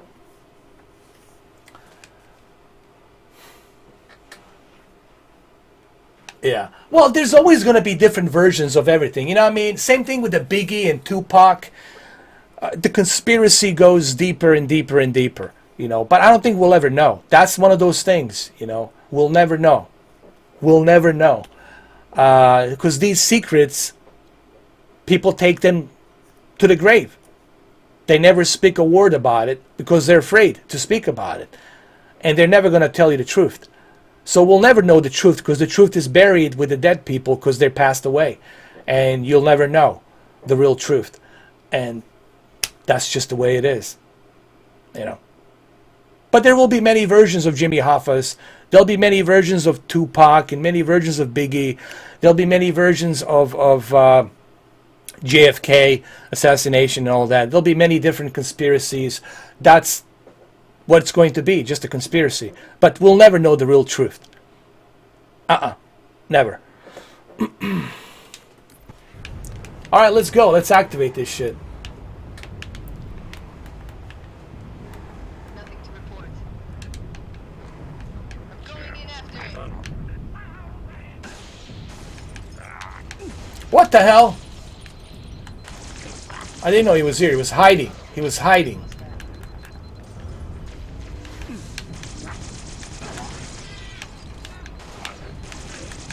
Let's go. Let's go. Oh, come on. Check the structure to the north for that array.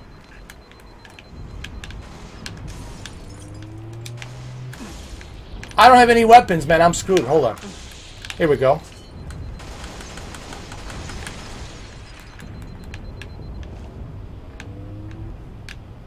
It's on the top. On the roof. Oh, that was easy. I'm better than a Jedi. Here we go.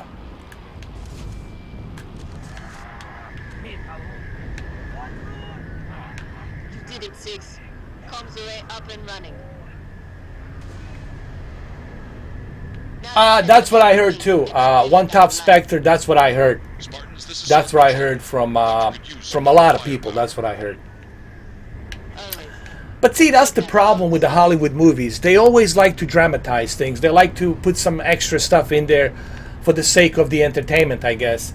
But of course, it's not entirely 100% accurate.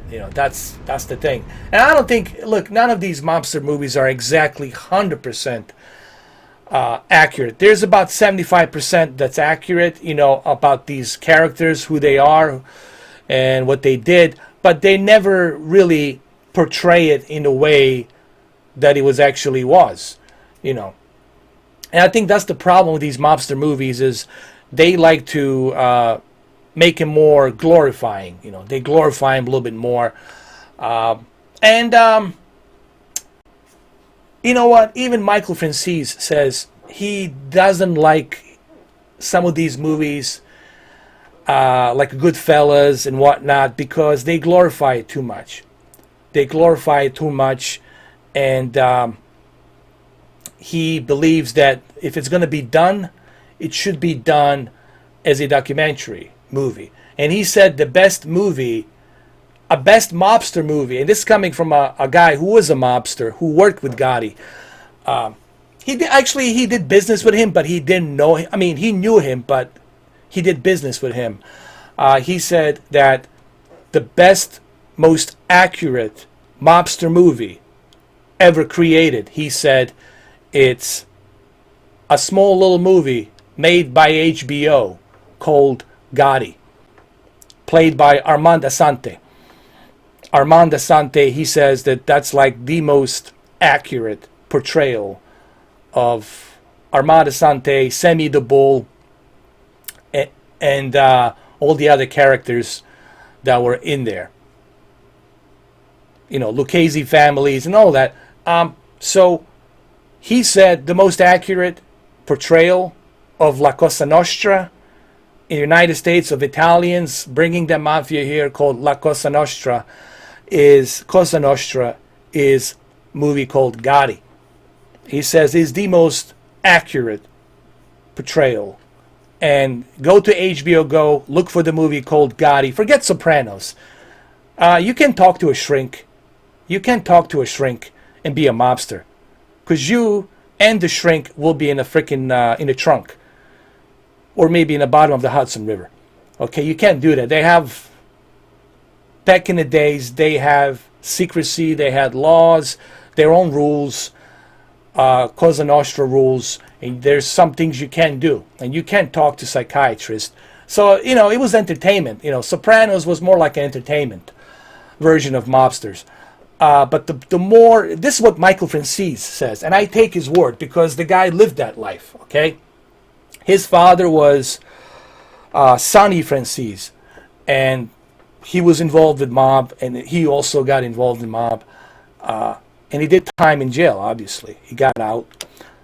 And he said the most accurate, that's not me saying, this is Michael Franzese saying, he says the most accurate portrayal of mob life was the movie called Gotti.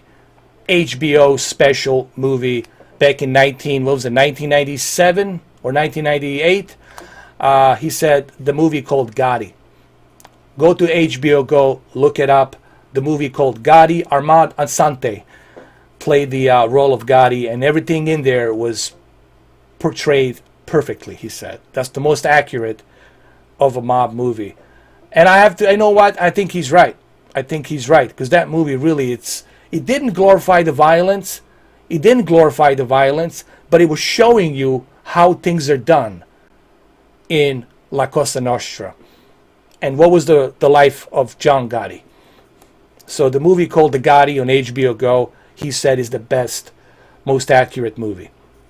That's what he said. And I take his word for it, because the guy's pretty legit, if you ask me.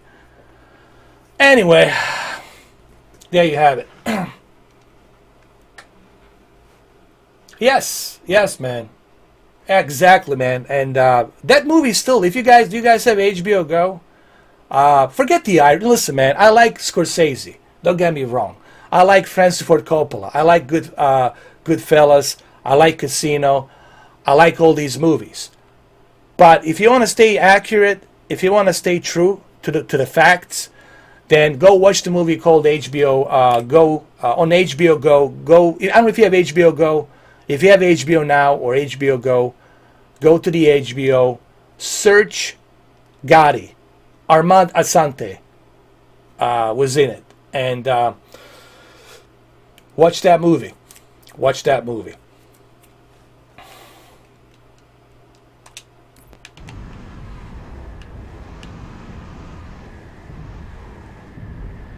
You know, and I always feel that way. You know, it's not just with mobster movies. It's also with, if somebody was going to do a story about Bosnia and the Bosnian War. I lived through Bosnian War. I lived through Sarajevo, 1992, all the way through 1995. So when somebody makes a movie about Bosnian War between Serbians and Croatians, I know exactly how that conflict happened. I know exactly what happened because I was there, boots on the ground. So I can tell you exactly whether or not it's accurate or not accurate. Just like a veteran from World War II can tell you whether or not Saving Private Ryan, Omaha Beach D-Day was accurate or not accurate. And thank God it was accurate, because everything they showed you was pretty much accurate. Now, the story in Saving Private Ryan was fictional. There was no Private Ryan there, you know, it was made up. But the D-Day landing and everything else was pretty much accurate. So accuracy, I think it's important. If you're going to do a movie about somebody's history, about somebody's past, I think you should get it right. If you're going to do a movie about a conflict in Somalia, or if you're going to do a movie about a conflict somewhere in Mexico, about cartels, if you're going to do a movie about Colombian gang, if you're going to do a movie about even the street gangs here, whatever it is that you're making a movie about, you need to get it factual information. You need to have the facts correct. That's if you want to pay homage, if you want to pay respects to the story and to what really happened. You need to give factual information, facts, and you need to stay true to the facts when you are making that movie or when you are making that TV show. The factual information, the accuracy should always be your main important thing. And another great movie, Gotti is a good one, and another great movie, it's called American Gangster, directed by Ridley Scott. It's about Harlem in 1970s, during Lucas Black times, when Lucas Black was, moving around the heroin of Blue Magic, and he did it very successfully through a casket of dead soldiers coming from Vietnam. And everything you saw in that movie was done accurately. Do you know why that movie was done so accurately? Because Lucas Black was sitting right next to Ridley Scott when he was filming the movie. So Lucas Black will tell him, hey, this never happened. I never said that. I never did this. This is not how we talked. This is not what we listened to. This is not who we associated with. So Lucas Black was with Ridley Scott the whole time. So he gave him the key pointers on what really happened. Because you got a man who lived through it. You making a story about Lucas Black, American Gangster. So those are the two movies that I like because they stick to accuracy. I like entertainment. I like Scarface. I like entertainment. I like to entertain myself. I love Sopranos. It's entertaining. But don't look at it as some kind of accurate portrayal. It's not accurate.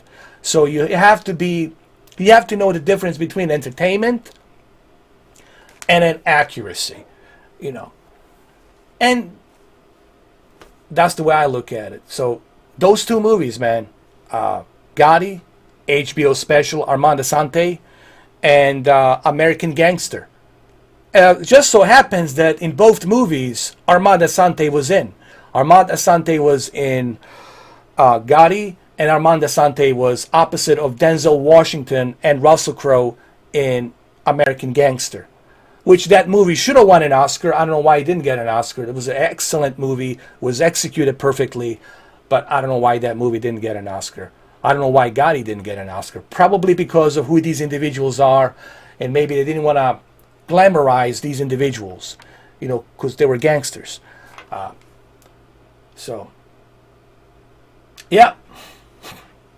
Yeah, that's you know what? That's another good movie. Dead Presidents was actually very accurate. And if you do your research, even on Dead Presidents, if you do your research, you're going to find out, well, this was really done accurately.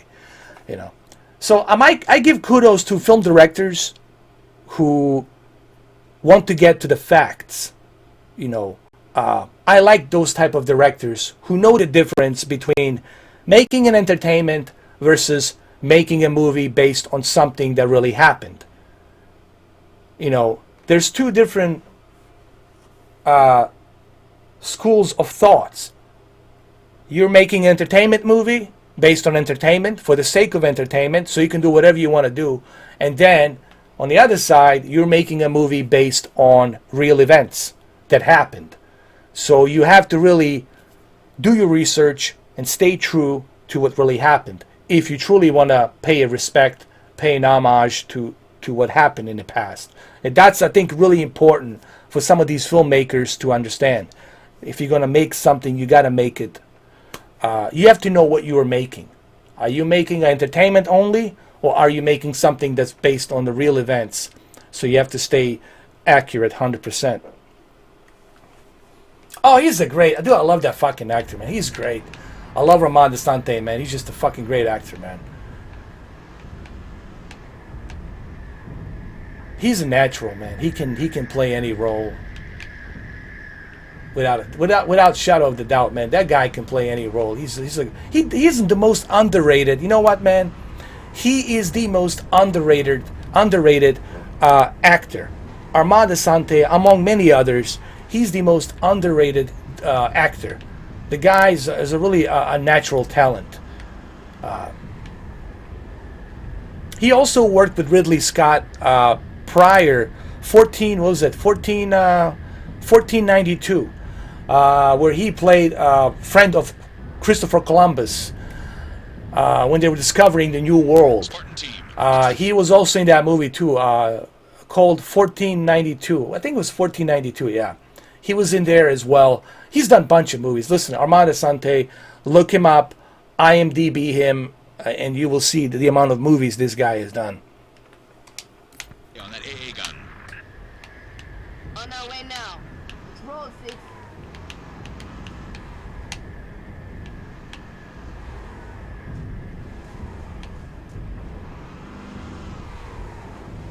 Yeah, that's true too. But you know what? I understand some filmmakers in Hollywood. They want to profit money, so they want to make it entertaining. They want to make it profitable. So I get that, you know.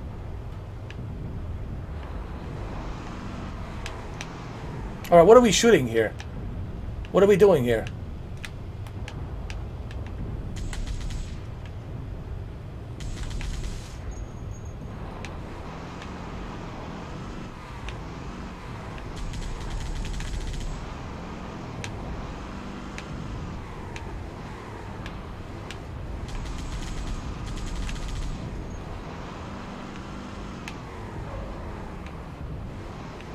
Hold on a second. I have no clue what's going on here. Work it out.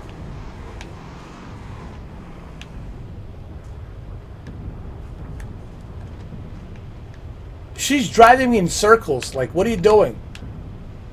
Let's go. All right, tell you what. Let me drive. Let me drive. I'll drive. Hold on. Oh, he was great. He was great in a lot of stuff, man. He's a great actor, man. And like I said, he doesn't get enough credit, you know. Come on, jump in. He doesn't get enough credit for, in my opinion, for all the movies that he has done. You know, the most underrated actor, and I think he should get recognized with some kind of a life achievement award or something.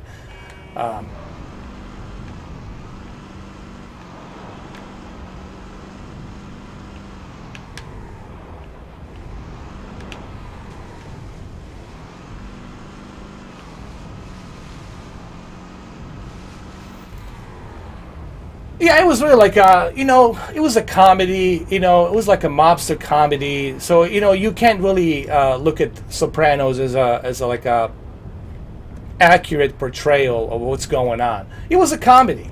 That's why people were laughing at it. That's why people loved it, because you can't take it seriously because it's funny. You know, the mob doesn't do that. You know, they don't talk to a shrink. They're not loudmouths. They don't go out there promoting themselves to everybody. They don't put themselves out on the front street. They don't do that. So it was funny, but that's why people loved it. That's why people watched it, because it was comedy. It was really a comedy mobster TV show. And I'm not trying to say, I'm not shitting on Sopranos. I know a lot of people love Sopranos, but I'm simply saying you can't look at Sopranos and say, oh, this is how it is. It's not how it is. Yeah, Casino, that's the thing about, man. Picking up a power source. Martin Scorsese. I like Martin Scorsese. He's a great filmmaker. But he does like to put a bunch of extra salt on his movies. You know, he always puts an extra salt, an extra ingredient. Okay? Unnecessary extra ingredient, because he wants the picture to be entertaining. He wants the picture to be fun. And yes, it's going to sell a lot of tickets. It's going to make good money. It's going to profit pretty good because it's entertaining. It's great. But you can't... Maybe Martin Scorsese needs to stay away from... I tell you what. I think Martin Scorsese's movies would be a hell of a lot even more better if he stayed away from the real events. If he wasn't making the movies based on the real events. If he only was making fictional characters with a fictional story based on some events. I think it would have worked much better because it's fictional. I'll give you one example. Michael Mann's Heat, movie called The Heat. The reason it worked so well because it was based on fictional characters. You know, Lieutenant Hannah, and then, you know, you got the other guy, Vincent, who was the robber. They were robbing the banks. Great movie called Heat. And the reason that movie worked so well is because they were fictional characters based on a fictional story. But it's a plausible fictional story that could actually happen. All right? And that's why the movie worked. It worked so well. Another underrated movie that didn't get recognized with any kind of Academy Awards or anything like that. Movie called Heat back in 1995. Al Pacino, Robert De Niro. Al Pacino played Lieutenant Hannah. Robert De Niro played the robber called Vincent. So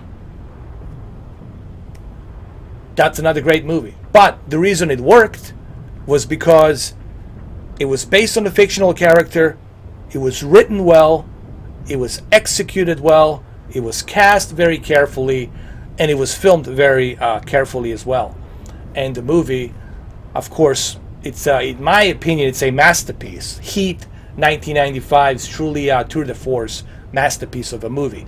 And I think it's probably one of the best crime LA, Los Angeles crime, banks, robbers, and cops story written and told and filmed ever. I think that movie is probably one of the best crime drama bank robbers versus cops movies ever created in history, in my opinion. So yeah. Yeah, that was classic too. Yeah.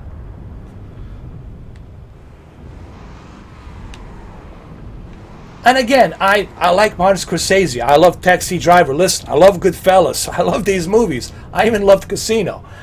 But I think it would be better if he stayed to fictional characters, not based on real characters. I think the movies would be... The reason Soprano worked is because it was all made up. It was a fictional characters. Okay, so you can't take it seriously, but you enjoyed it. It was entertaining, you know.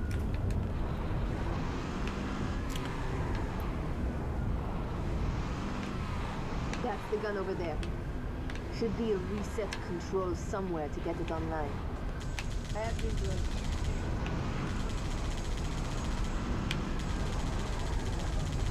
That's the way.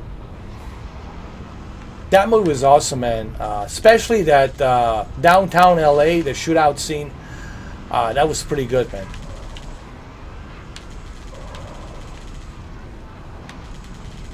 I think that's one of the best movies that, well, it's the only best movie that I've seen Al Pacino, Robert De Niro. The dialogue between these two characters, that has to be one of their best movies they were ever in together. I don't think we'll ever see such a movie like that. That was really, that was done really well. Executed well, written well by Michael Mann, and directed really well. Don't forget, Danny Trejo was in it as well. He was in it. Val Kilmer was in it. Tom Sizemore was in it. John Voight was in it. I mean, the entire movie was just done, was really executed perfectly. It's almost as if there was no room for error. Like, no one's going to make any error here. We're going to make this good. And they did. They really did. Exactly.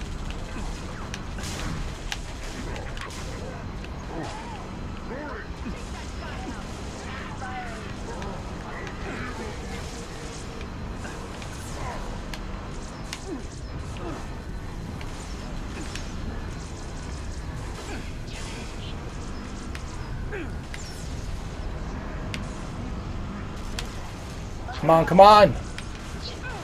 Oh my goodness.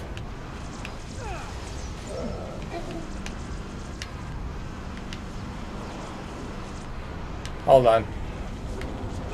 Get in, get in, get in. Oh my god, she doesn't want to get in on my turret. Oh shit. Damn it. Yeah, the 80s, man. Those were great movies, man. Those are great movies.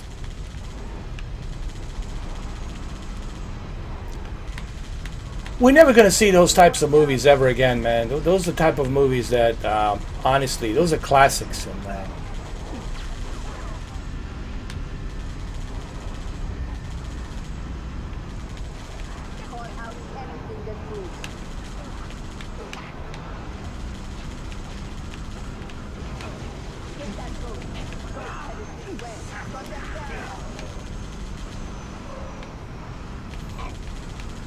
oh man, this brings back memories.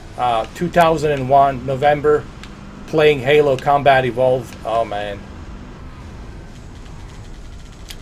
Today's music, it's all about check my car, check my crib, check my hose in different area codes, check my money, check this, check that. It's like, all right, what else do you want me to check, man? How many holes do you have? 2, 3? They all stink.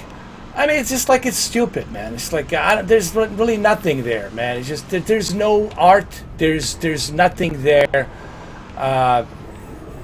Any musical genre. It's not just hip-hop. It's like, even the heavy metal, the rock, the alternative music, the techno, everything's so, like, noise. It's just a bunch of noise, a bunch of stupidity, you know. She's my one love, and she's my one love forever and ever and ever, and I'm gonna die for her, and she's my one love, and I don't care, and I'll buy her anything, and da-da-da-da-da-da, make some noise, and come fly with me in my jet, my private jet, na-na-na-na-na. It's like, it's really stupid, man. It's just, I mean, to me, there's no creativity. You know, I don't see anything creative anymore like they used to be back in the days. Everything is so polished up. Everything's so washed out. Everything is just... Go hit the reset control. How would I say this? Everything's artificial. If you catch my drift. You know what I mean, hip-hop? Everything's artificial. Nothing feels natural. You know what? Here's a good explanation. Nothing feels passionate and natural. Everything feels like artificial. I don't want to use the word fake, but it feels artificial. It doesn't feel passionate. It doesn't feel natural. It feels artificial. And it's just like, meh. You know, like, it's just, man. If there's a time travel machine, I'm going back to the 80s, man. If there's a time travel machine, I'm going back to the 80s. I'm not going to the future. The hell with the future. I'm going back to the 80s, man.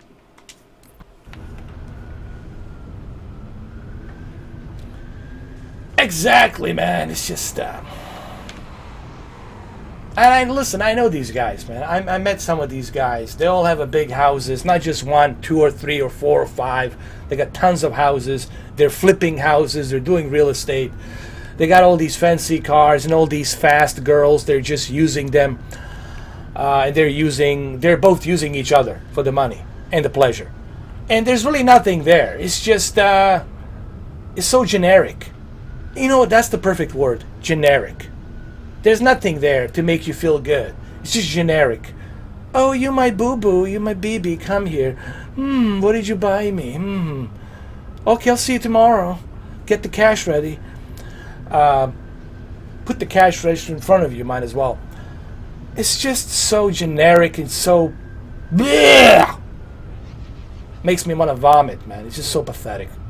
Really. God, thank God I never got involved in that kind of shit. That patheticness. And you watch these YouTube stars like a Vitali and these pathetic posers putting on their... getting juiced up, putting on the fucking sunglasses. I'm pretty sure he takes a shower with the sunglasses. I'm pretty sure he goes to the bed with the goddamn sunglasses. You know, these posers, man. These fucking posers. God damn. It's so pathetic. It is. And people ask me, why do you want to live in the mountain?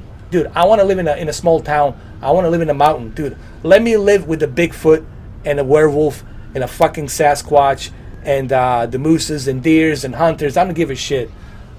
But at least let me not deal with this stupid noise in the big cities. All this stupid noise of stupidity and posers everywhere, posing. God, it's so bad. It's so goddamn bad. It's so fake. And I read these individuals like an open book. Okay, I read them like an open book. I look at them and I'm examining them. I'm like, look at this guy, like an open goddamn book. The only thing that's missing is the Barnes and Nobles and the free coffee cup so I can drink and read it. Like an open book. It's free. Read me. You know what these posers need to do? They need to have a shirt that says, I'm like an open book. I'm free. Read me. That's what they should have. That should be your merchandise. That should be your t-shirt. I'm like an open book. Read me. It's free. Oh, man. Fuck. So much fakery out there. Oh.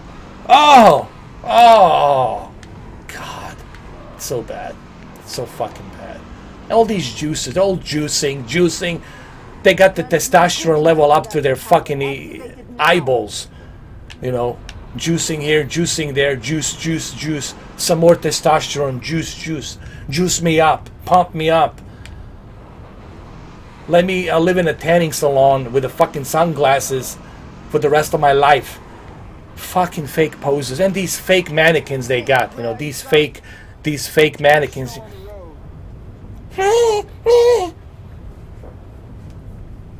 Like a goddamn robots, you know. My lipstick's falling apart. Fuck, man. Fuck. And then Melrose Place, Beverly Hills. Fuck me sideways. I could never. Sorry, Beverly Hills, you can forget me. I'm gonna vomit right in the middle of the Beverly Hills. So get me the fuck out of here. Get me the fuck out of here. Same thing with Boca Raton. Get me the fuck out of here. Can't. I live in the goddamn woods with a Sasquatch. I don't give a shit. I live with a Sasquatch. Fuck it. I live with the Sasquatch. I'll bring some beef jerky. I live in the goddamn woods. I don't care. It's bad. It's really bad. I'm sorry, guys, but it's I don't know how else to tell you. It's bad. It's really bad. It's sad. You know what? It's not even funny. It's fucking sad. You know what, man? I don't want to laugh, but it's really sad. We live in a sad world. We really do, man. We live in a real fucking sad world. And it's not funny. Absolutely, man. Go to the woods, man. Forget it, man. And then you look at all these, you know, these individuals wearing different hats, different collars, different clubs, different mentality. Then you got these fanboys, you got this, you got that, and you got these feminists, you got this. It's like, it's a one big goulash of diversity and division.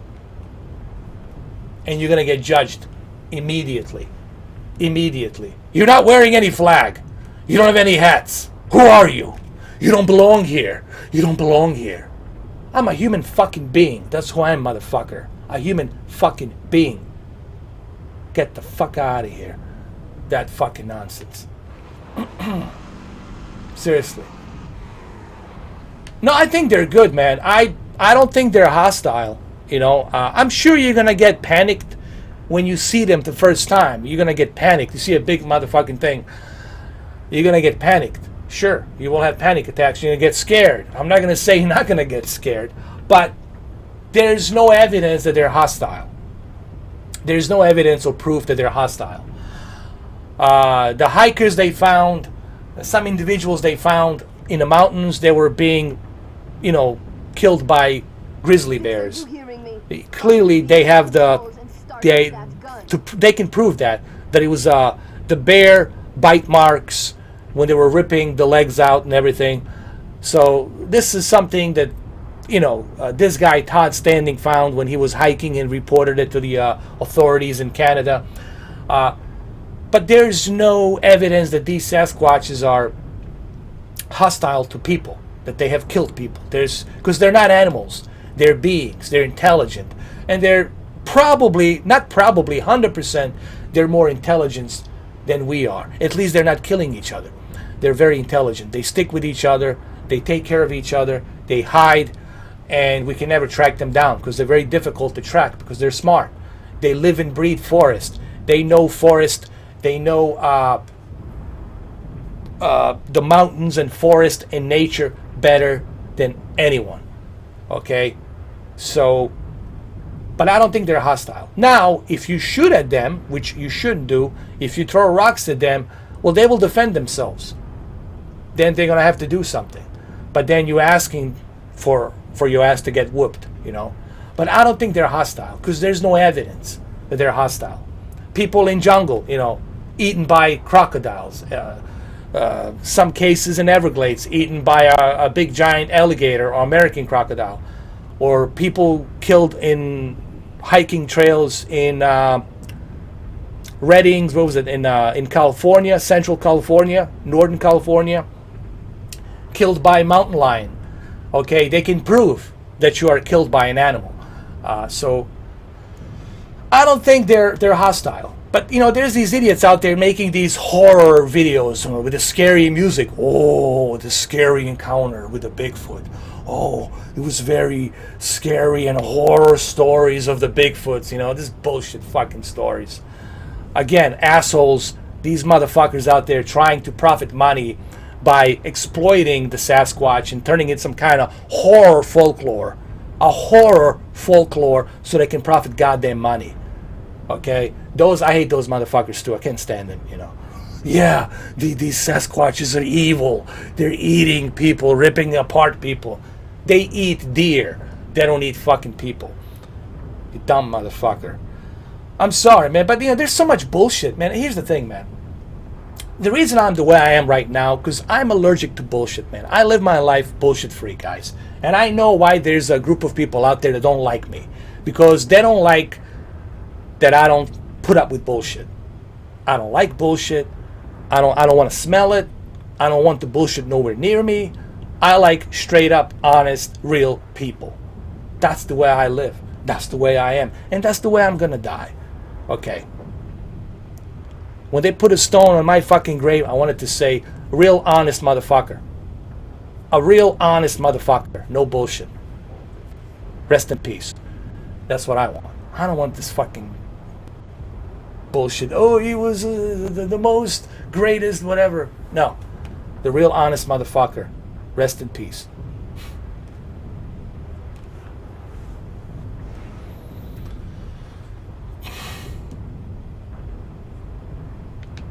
I don't care, man. But those individuals, they hate me because they're jealous, because they're not like me. They're never going to be like me, okay?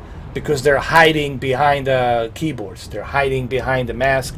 They're hiding behind whatever the fuck is that they're hiding behind, okay? And they talk all kinds of shit they can talk because they're hiding behind a fucking keyboard, all right?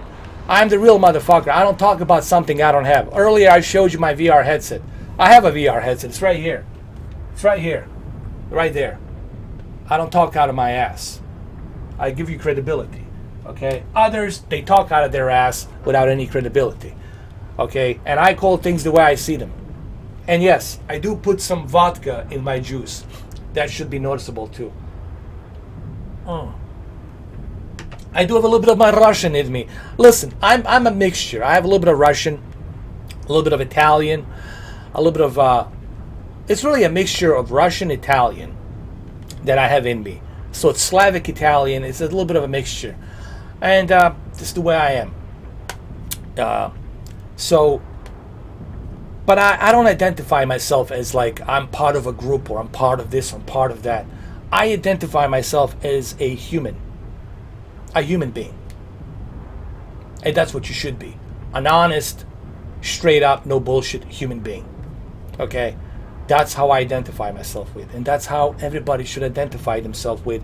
And people should have the courage to admit, hey, I'm fat, I need to lose some weight. Hey, dude, I need to fix my life. Hey, I am who I am, and this is how I live my life. You know, you got to be honest. This honesty, it's what created this whole mess. Dishonesty, lies, bullshit, secrecy. This is why we're in this mess.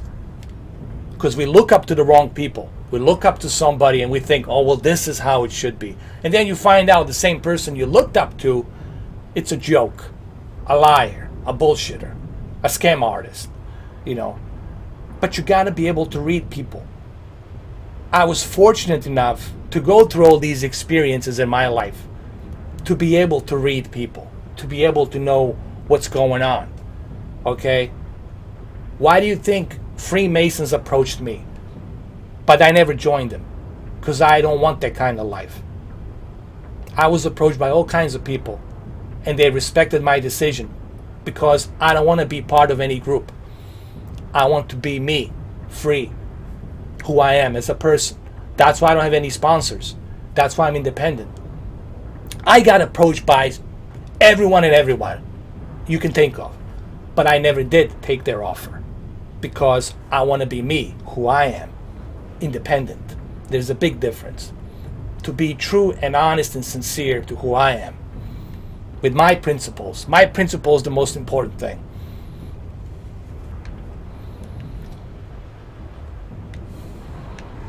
I mean, look, it's true. Look at Arnold. Arnold, for example, he came here with nothing. The guy, you know, deserted the Austrian army, came from Austria, and he competed. He was competing as Mr. Olympia, living in a small apartment, working on construction, and then after construction job, he would go on to lift weights, and he would work out, and then he was competing at the same time for Mr. Olympia, and he won. But he came here with nothing, and he's a great example. But do you know why he won? Do you know why he's successful? Because Arnold had a clear vision to what he wants to achieve. He had a clear goal, clear vision to where he wants to be. Now, not everyone wants to be successful. Some people don't want to be successful. Some people like this type of life. Some people are happy with this life. What I'm trying to say is this: just because Arnold was happy with where he is, with his success, doesn't mean you're going to be happy with that same success. You have to find your own happiness, whatever that is, but don't measure yourself to other people. I always tell people this: the biggest mistake you do is you're measuring yourself to some other guy. You're not him, and he's not you. He's got different preferences. He's got different tastes. You got different preferences. You got different tastes. So why are you measuring yourself to him? Why do you want to be like him? You know, be true to yourself, to who you are, and people will respect that. Be true to who you are. I'm comfortable with who I am because I'm true to myself, who I am. And people who love me, love me. People who don't, well, I don't care. That's your choice. You have that choice. Okay? And that's your right not to like me. But I also don't have to like you either. Okay, so it's you know, that's the way it is. But you should be true to yourself. You shouldn't try to measure yourself to someone else. Oh, I want to be like Dwayne Johnson. Maybe you're not going to be happy if you become like Dwayne Johnson. Maybe you're not going to love traveling around pretending to like all these people whom you meet and pretending to smile all the time, pretending for this, pretending for that, pretending for this, pretending for that, pretend some more, pretend. Maybe you're going to get sick of that shit. Maybe you're not going to be happy. Yes, you're going to have a big house. Yes, you're going to have a beautiful wife. Yes, you're going to have all of that. But are you going to be happy? No, you're not. So you got to find what makes you happy. What makes Dwayne Johnson happy doesn't mean he's going to make you happy. What makes Arnold happy doesn't mean he's going to make you happy. You got to find out for yourself, what the fuck is it that makes me happy? But only you know that. I don't know that. You know that. Only you can find that out. Whatever that is. It is a life lesson. And I think if you guys take this life lesson, if you take this advice, I think it might help you. Because I don't give out bullshit advice. Either I'm going to give you the advice or I'm not going to talk about it at all. I'm not going to even mention it. Find your happy place, whatever that is, man. I don't care. Is it you living in a forest with a Sasquatch? If that makes you happy, do it. knock yourself out. If it makes you happy living with crocodiles next to the crocodile river, dude, knock yourself out. If you want to live with the kangaroos, knock yourself out. Whatever the fuck it is, you know, whatever it is that makes you happy, dude, go with that. Find that for yourself, what that is. I know I'm using a hypothetical examples, but the reason I'm using a hypothetical example is because I want to bring out the point to you that you should find what makes you happy. And you know that you're not happy. You can lie to everybody every day. Oh, everything's great. How you doing? We can all act. Acting, it's easy. It's not that difficult. Acting, it's not that difficult. Do you know why? It's like Marlon Brando says, anybody can act. You know, you don't approach some lady and tell her, oh my God, your hair looks terrible today. Look at that dress. That's terrible. No, you're going to say, oh, wow, you look wonderful today. That's a beautiful dress. How you doing? You look wonderful. So people lie. People lie. They say good things. They're not going to tell you exactly what they think. But you need to be true to yourself. Don't act and pretend that you're happy when you're not happy. Find out what makes you happy, dude. And work on that shit and find that happiness, whatever the fuck that is. Thank you, deleted channel. Appreciate it, man. Let's, this Halo has turned into a goddamn, like a TED Talk. Fuck, man. It's a TED Talk. Let's get out. Let's do it. I'm clear. Yeah, when man were man.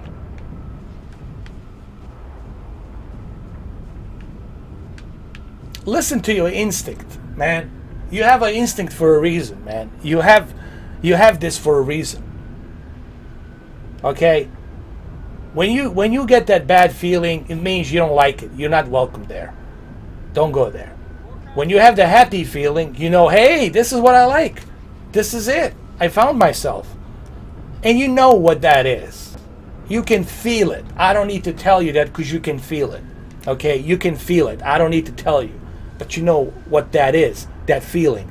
I don't care where that feeling is. Which location, where it is, where on the map, I don't care. It could be in Antarctica for all I care.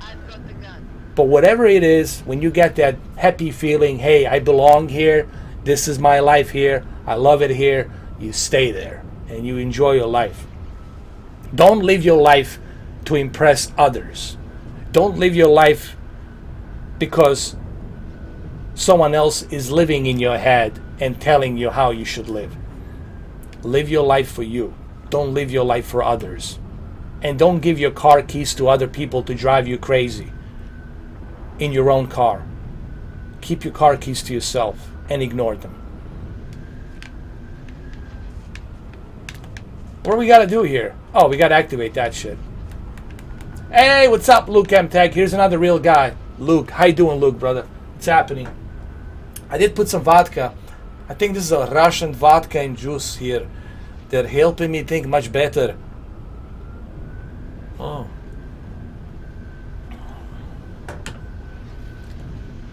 I'm doing good, man. I'm doing good. How you doing, bro? How's everything? We're having a little bit of a real life talk. We're talking about some real stuff. And you know me, Luke, I know you had a lot of experience too. You've been through a lot in your life. You're older than me, and we were having some real talk, you know, honest, real talk. And I think it's good to talk about it sometimes because, you know, this live stream will have a life of its own. This video, this is going to be all recorded. And I think this might help some people. When they watch this, when they listen to this, they might look at this and they might say, hey, you know, I never looked at my life that way. I was looking at my life this way. Now I'm looking at it. No, this is interesting. Maybe I should try this. Maybe there's something to it, you know. And that's what we try to do here, just to have a real talk, you know, no BS. That's how it should be. Oh yeah, syndicated satellite. Oh yeah, there's a lot of posers out there. Materialistic dudes, materialistic chicks, you know, they're out there, you know. What is this? Ooh, sniper. Nice. AA gun is online. Noble strike. This is Noble leader. Get back to Sword Base ASAP. On our way, Commander. 6, let's go. Let's return to the base. Let's get out of here. Jump. Good work, Spartans. Return to Sword Base. The rest of your team is inbound. Imminent. Love and positivity is definitely important. Absolutely. You got to be positive in life in order for you to move forward. But also people need to understand what's out there in the world. I always tell people, yes, you should be positive. You shouldn't be negative. You should be positive. But you also have to be realistic. I always tell people, you have to be realistic what's out there. You got to understand where you are. You have to understand the reality of life, where you are, and what's going on out there, and what you're going to encounter out there in life. So be positive, but don't put up with bullshit, obviously. And you got to be able to know and read people who are genuine, and also to distinguish people who are not genuine, who are trying to use you, who are trying to just spin you around. So you have to be positive, absolutely. But at the same time, you have to understand in what kind of reality you are in, and what's out there, and what's waiting for you out there. But you gotta have experience. And I know you have experience. We all have it. I mean, majority of us have experience here that we know we can read. We can read people, and you got to be able to read people. I think this is the most important thing. You should be, of course, always positive. Have a positive outlook, have a positive outcome, and have a positive feedback. But at the same time, you got to be able to tell, okay, this individual here is trying to do this, this, and this, and that to me. I don't like him. Forget about him. This individual here seems to be genuine. This one here, I don't know. It's kind of hard to tell. But you got to be able to read through people. And you got to understand the reality of the world you're in. There's a lot of evil pricks out there. There's all kinds of shit out there. There's evil, there's good, there's bad, there's shady, there's creepy. There's all kinds out there. And your job is to distinguish the difference between all of those. The best way to do that is by listening to what they're saying. Don't talk. Listen to what they're saying. Let them talk. Listen what they're saying. And when they finish saying, then you can determine right away who this person is, what he's after, what he's trying to do. You can tell. If you have gift, if you know how to do this, you can tell right away who's that person. It shouldn't be that difficult, you know. But I've seen a lot of people out there fail. I've seen a lot of people out there get naive, and they take the bait, and then they get screwed over, you know. Yes, that's true.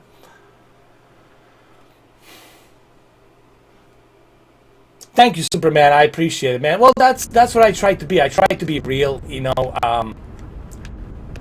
I don't know. I'm just, the way I live my life now, I'm just past bullshit. You know, I try to be as real as possible. And I lost a lot of friends. I lost a lot of friends for a variety of different reasons. Because they didn't like the truth. They didn't want to hear the truth. Oh, it's like Jack Nicholson says, they couldn't handle the truth, you know. And that's really what it was. They didn't like the fact that I could read them. People feel uncomfortable if I can read you, and you let them know, hey man, I just read you. You know, they find it very uncomfortable because you're stripping down their ego, you're stripping down who they are, and they don't like that. They're gonna cut loose of you. But you got to let them know from the beginning that you can read them and you know who they are. Once you do that, that's it. They're going to cut loose of you. They're not going to associate with you. And that's what happened with me. And a lot of those friends that I used to have, they didn't like the fact that I told them the truth. And they hated it because they feel uncomfortable now that I know who they are and what they are. And they don't like it.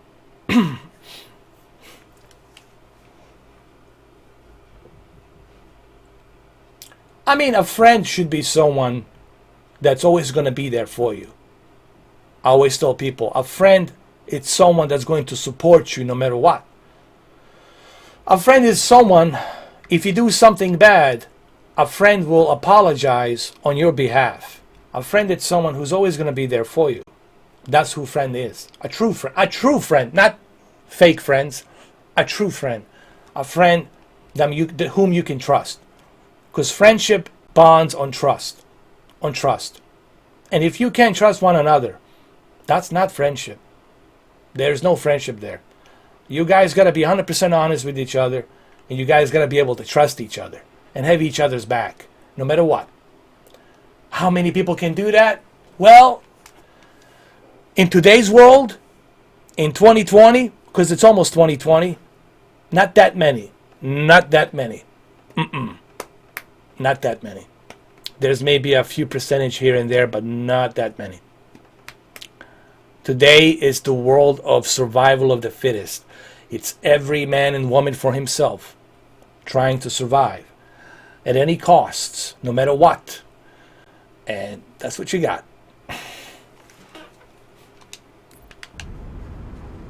Fuck, I feel like I'm on a TED Talk or some shit, man.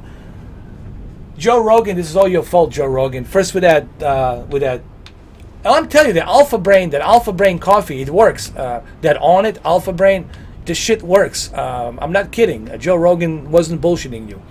It definitely works. But I switch it up now with some juice and vodka.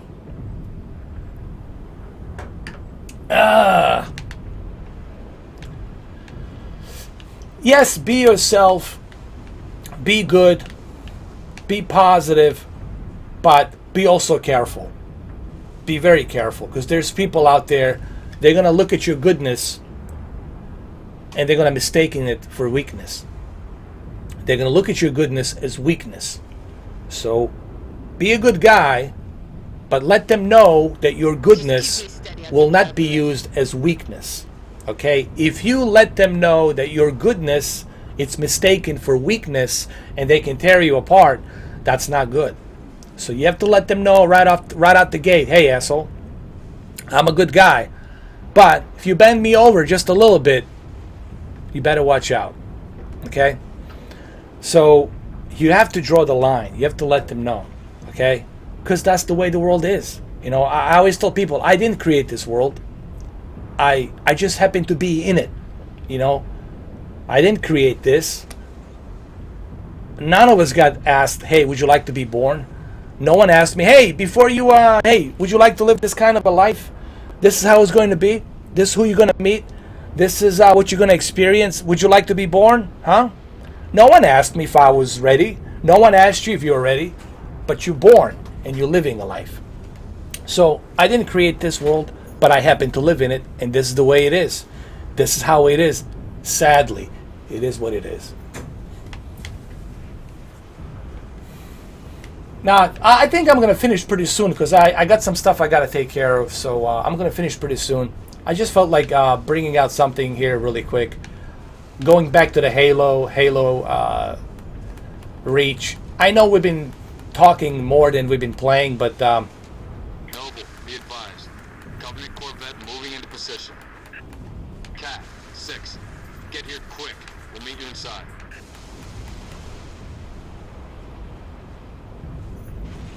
Well, it depends on how you look at it, honestly. Luke. Depends on the person. Depends on who the person is. Depends on whom you associate yourself with.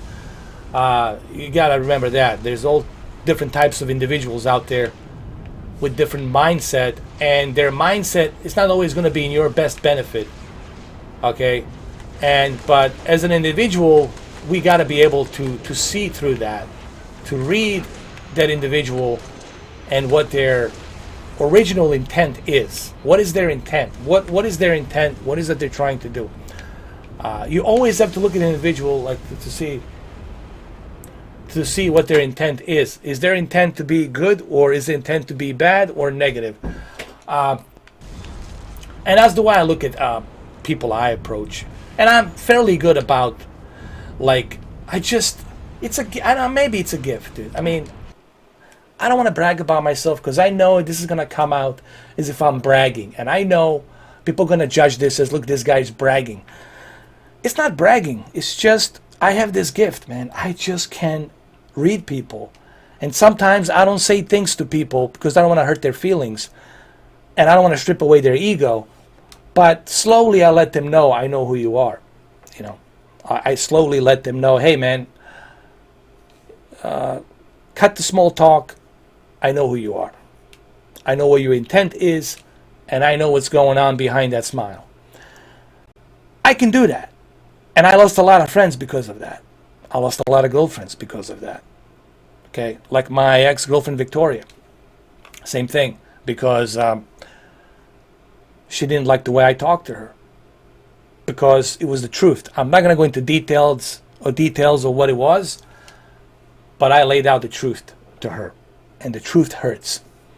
Now, I don't want to be this guy to hurt someone's feelings, but I think it's important for people to hear the truth. It can help them change their life if they hear the truth, instead of just pretending that it doesn't exist, you know. And I like to keep it real. And I know there's people out there who don't like me because I keep it real, you know. But that's the way I am, you know.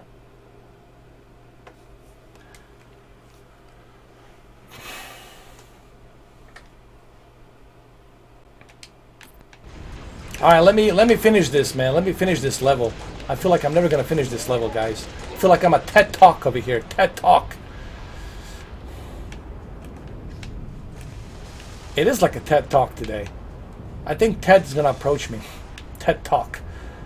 Would you like to talk about your experience? I don't know.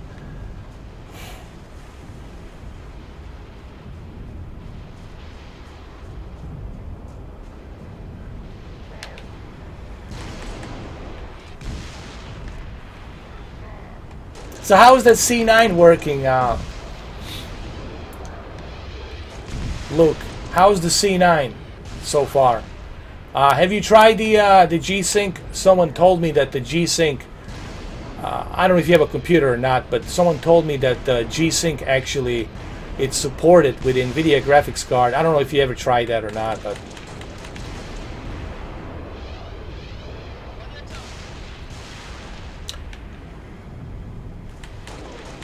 I think Paul was testing a G-Sync, and he says it works flawlessly.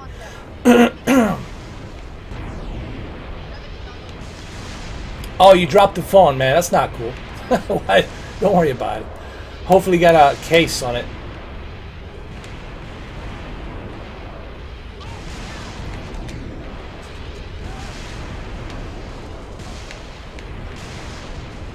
Oh my God.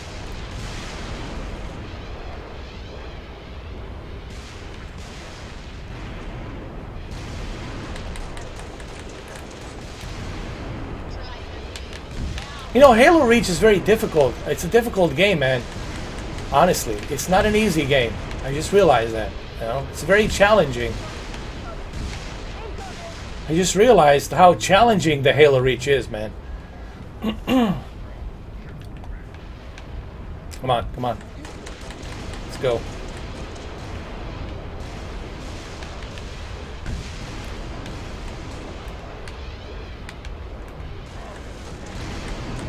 Ah! No! Bloody hell!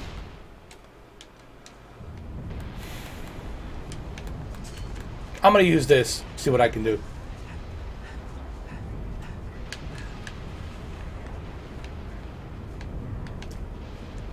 Halo is good, you know, but you remember you can play Destiny. Destiny is kind of similar to Halo. So if you feel like the urge to play Halo, just play Destiny 2 Shadowkeep. Destiny 2 Shadowkeep, it's really it's like Halo, just in a different universe, different characters.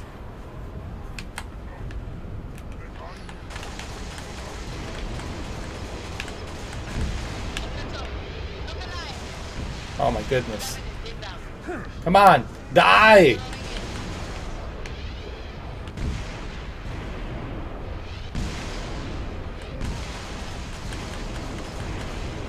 Come on, come on, come on, come on, come on. Bloody hell.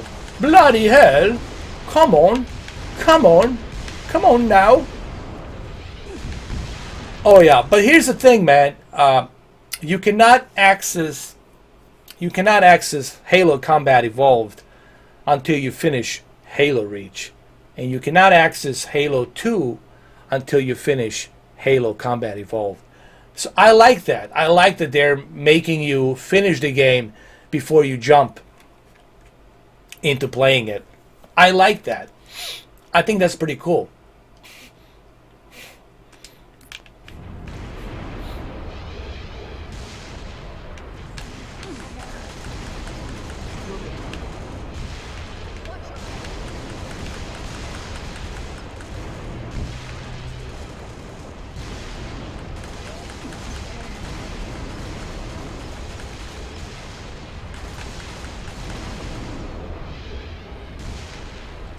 Here we go. Got him. Oh my god, there's one more in there? Jesus.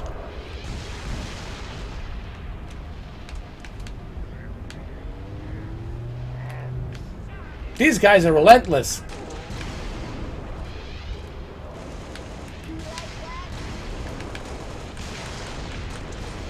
Come on, come on, come on.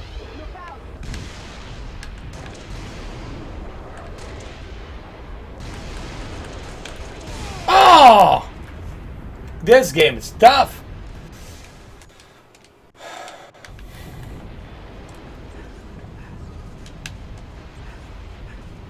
But it definitely brings back the memories. Do you guys want to see how this game looks enhanced? Here, let me show you. So you guys want to see how it looks enhanced. Here, let me show you.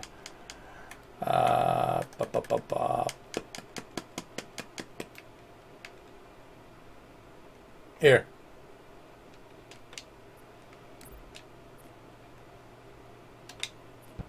Now it's enhanced.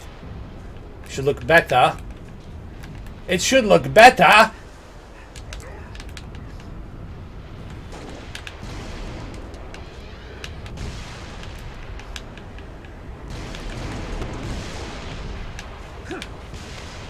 I'm with you, Lieutenant.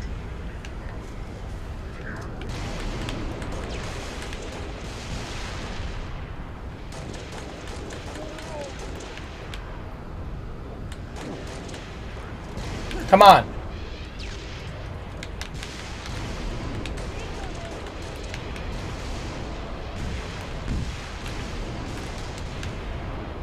Run, run.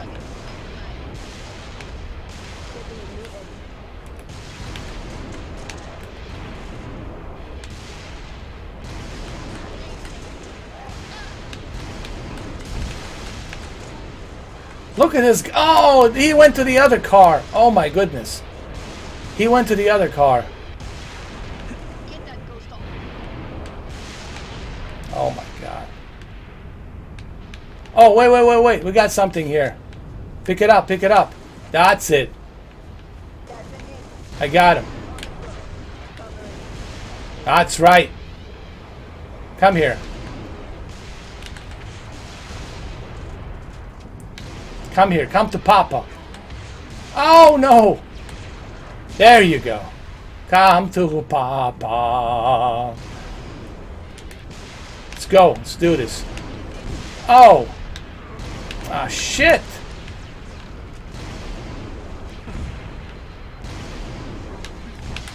Oh. Run. I have no more. I have no more ammo. Ammo. Apam. Ammo. Ammo. Hurry up, Apam. Ammo, goddammit.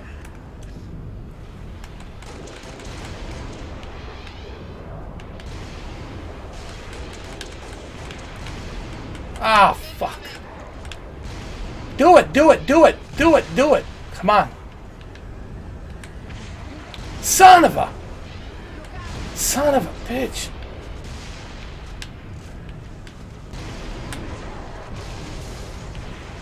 Oh my god. There's more.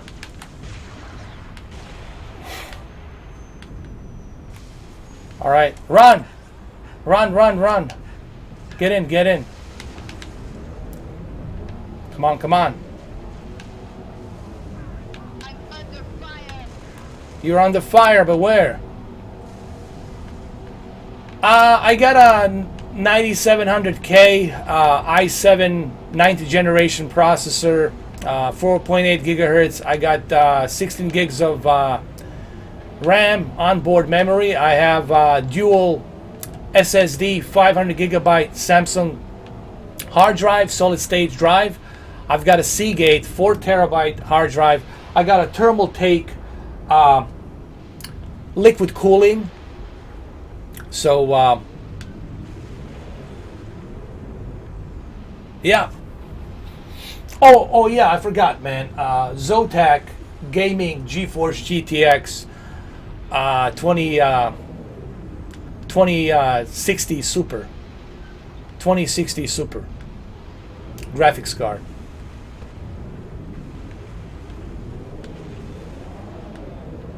All right, let's do this. Let's do this. Let's go.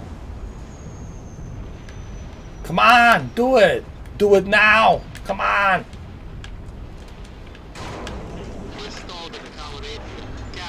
Get inside. Come on. Bring this alien vehicle in there. Come on. Do it. Do it now. You bastards. What do we got to do here? All right. Oh shit, here they come.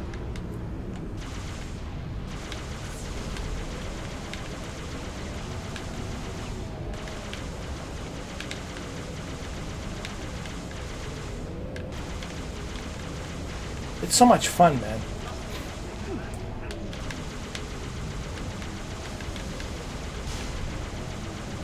I think this is why Destiny is so successful. It's because of this whole Halo Bungie formula. You know what I mean? What's up, Mr. Struders? What's happening, man? How you doing? How you been, brother? How was your holidays so far? How's everything? I know it's cold out there, man. In UK right now, it's freezing cold, right?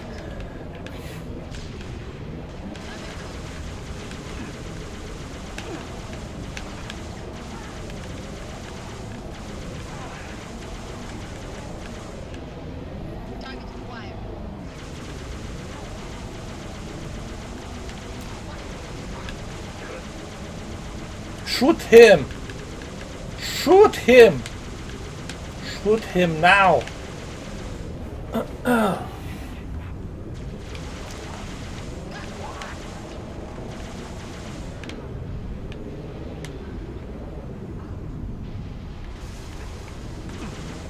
Thank you, I appreciate it. Oh yeah. I can do a lot of... And this is on my third PC, basically. It's designed by iBuyPower. I also got my Alienware. I got the AMD Radeon 5700 XT, and I got another Dell Inspiron that also has a Radeon 5700 XT. I have both NVIDIA and AMD Radeon. I have real-time ray tracing rig, and I got the AMD rig. People ask me which one's your favorite, which one do you like better. They both have their positives and negatives.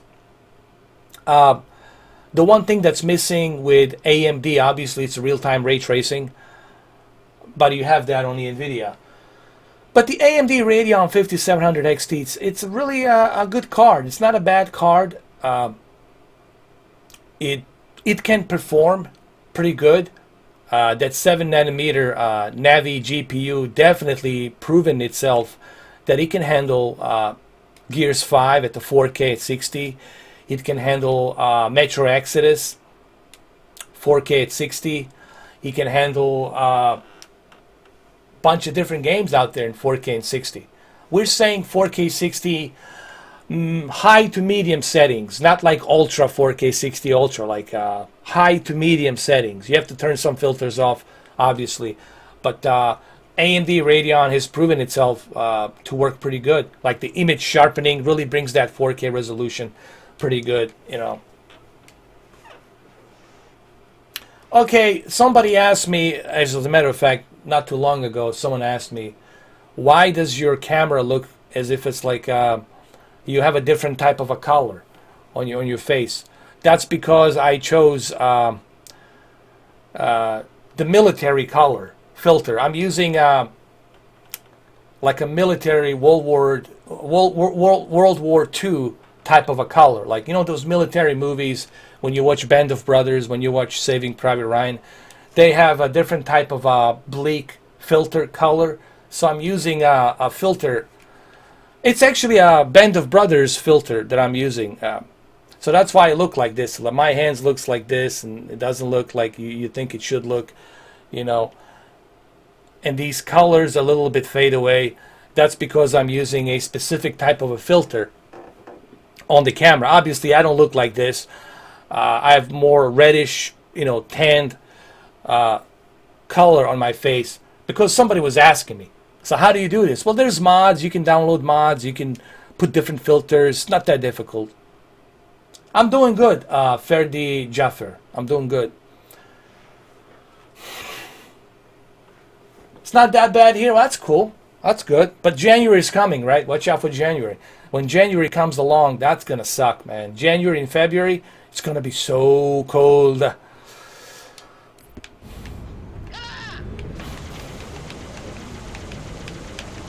go. Uh-oh. All right. Got to get out. Let's finish the job.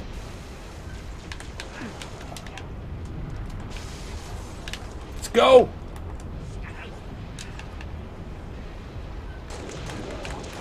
Why are they all running away?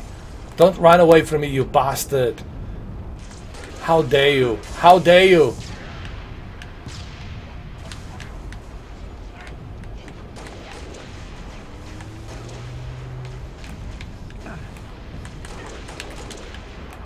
This brings me back to 2001. The Xbox, man. It brings back memories. It really does. I'm doing great, Ferdi Jaffer. Jaffer, I'm doing great, man. How you doing? Hopefully you're having a good Saturday evening, Saturday night, or Sunday morning. Hopefully you're having everything run smooth and good. Well, that's good, man. I hope it works out for you, man. That's good. Well, did you apply as an actor or as a programmer?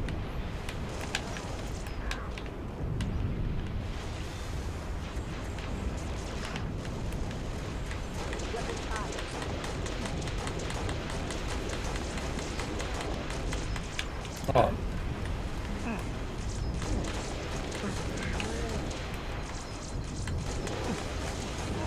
Got him. Got the bastard. The bastard. Come on. Drop the cookie. I'm right here. I'm right here. Oh, maintenance side. That's not bad. It's always good to work in a big company like that. There's a lot of goodies. That's pretty cool, man. I hope you get the job, dude. I hope you do.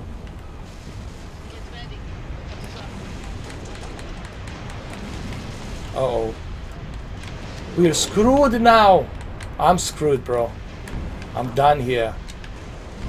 It's over. I have no ammo. I have no ammo. Appam. Ammo, goddammit. Ammo.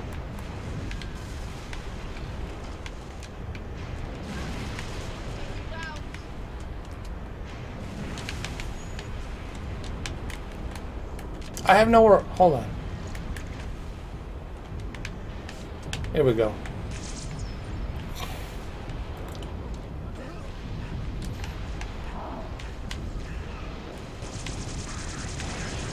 Get him.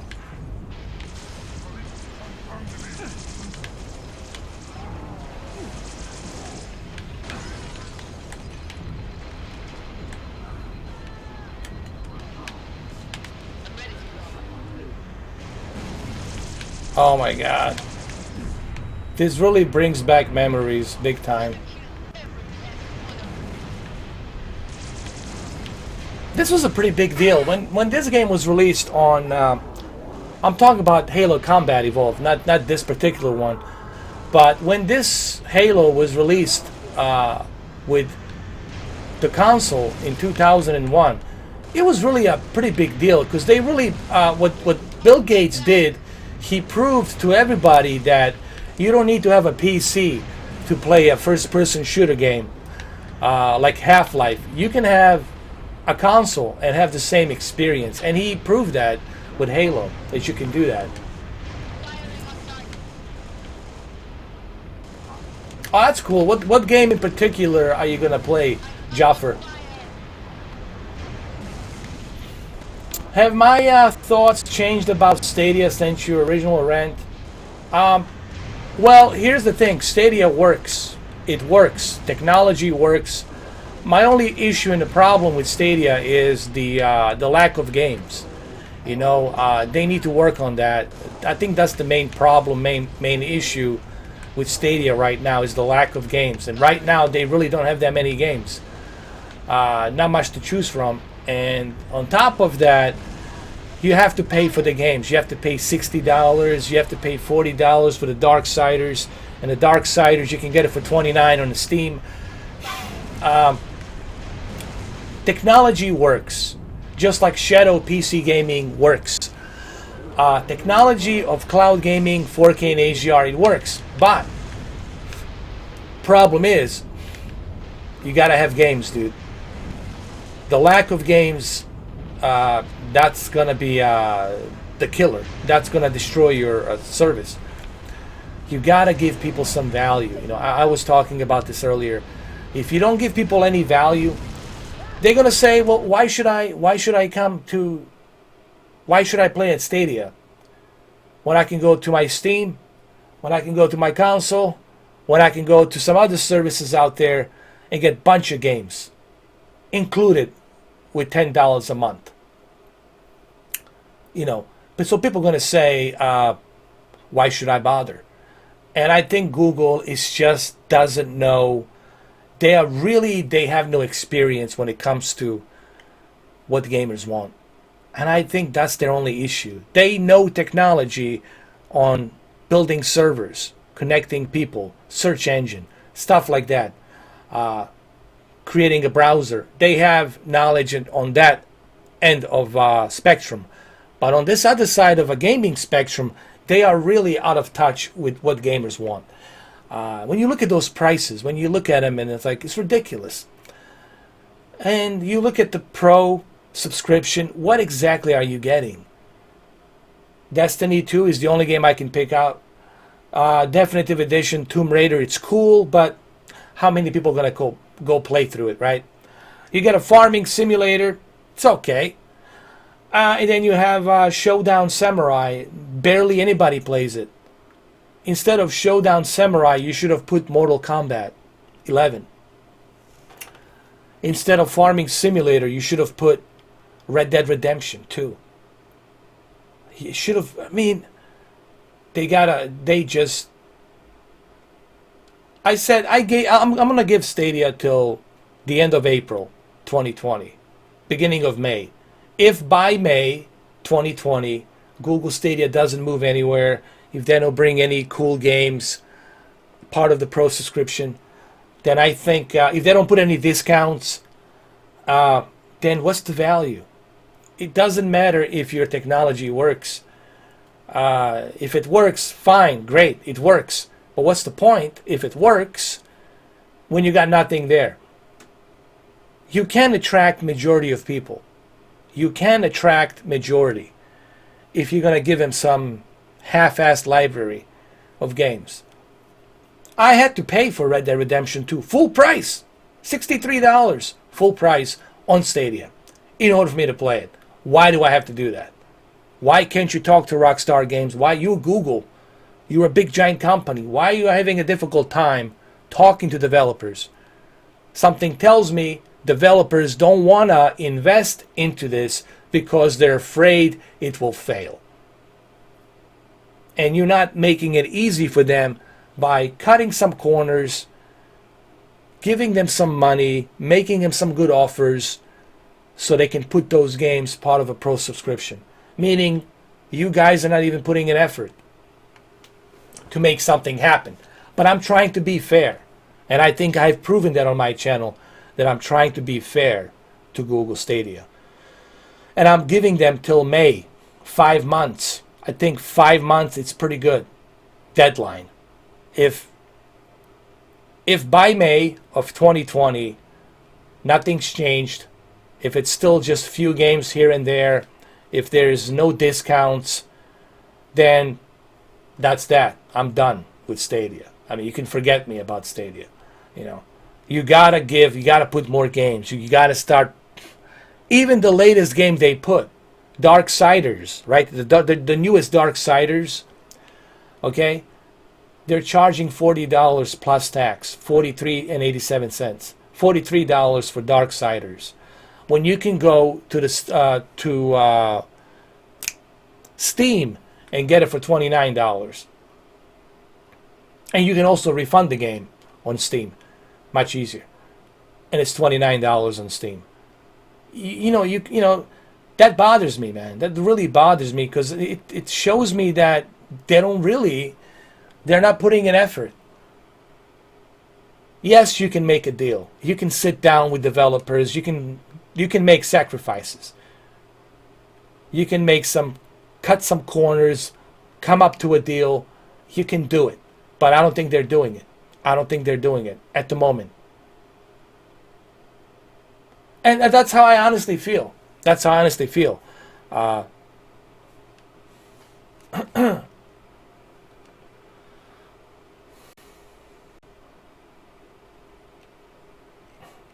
Well, that's why I want to see, John. That's why I want to wait.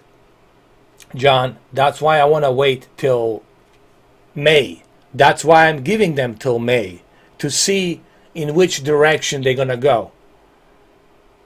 Promises, promises, promises, promises, promises, promises. I'm not interested in promises. I'm interested in results. I want to see results. I'm not interested in promising anything. But that's why I'm giving them till May. Because by May, or maybe earlier, I'll have a clear, I'll have a clear picture of where Google Stadia is, and I think they should be able, 5 months from now, they should be able to bring a bunch of games. They should be able to give discounts. They should be able to do all of this. But they have to prove it to me. They have to prove it. So far, I'm not seeing anything. So far, I'm seeing is pay.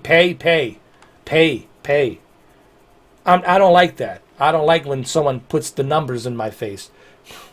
And I'm like, well, then what's the point of me paying $10 a month? What am I doing? If I'm going to buy these games, pay cash for it, then what the hell is the point of paying $10 a month? What was the point of buying Google Stadia controller and a Chromecast Ultra to begin with? If I can just wait till next year and buy these games and play them on my PC. So what's the point of Pro? I don't feel so pro with playing only a farming simulator and playing a Showdown Samurai with no players in there. No one's playing it. I don't feel so pro. I feel very low. I don't feel pro. And this is a real talk. And the reason I'm criticizing them, because I want them to hear this. I want them to see this. I want you guys to write them a letter. Let them know, hey, you guys got to do a better job. You got to do a better job. If you want to succeed. If you want to appeal to more gamers. Right now, you're not appealing to not many gamers. You're not appealing. Because they're going to say, well, what's the point? What's the point? I got to pay for Red Dead Redemption. Why should I pay the full price for Red Dead Redemption 2?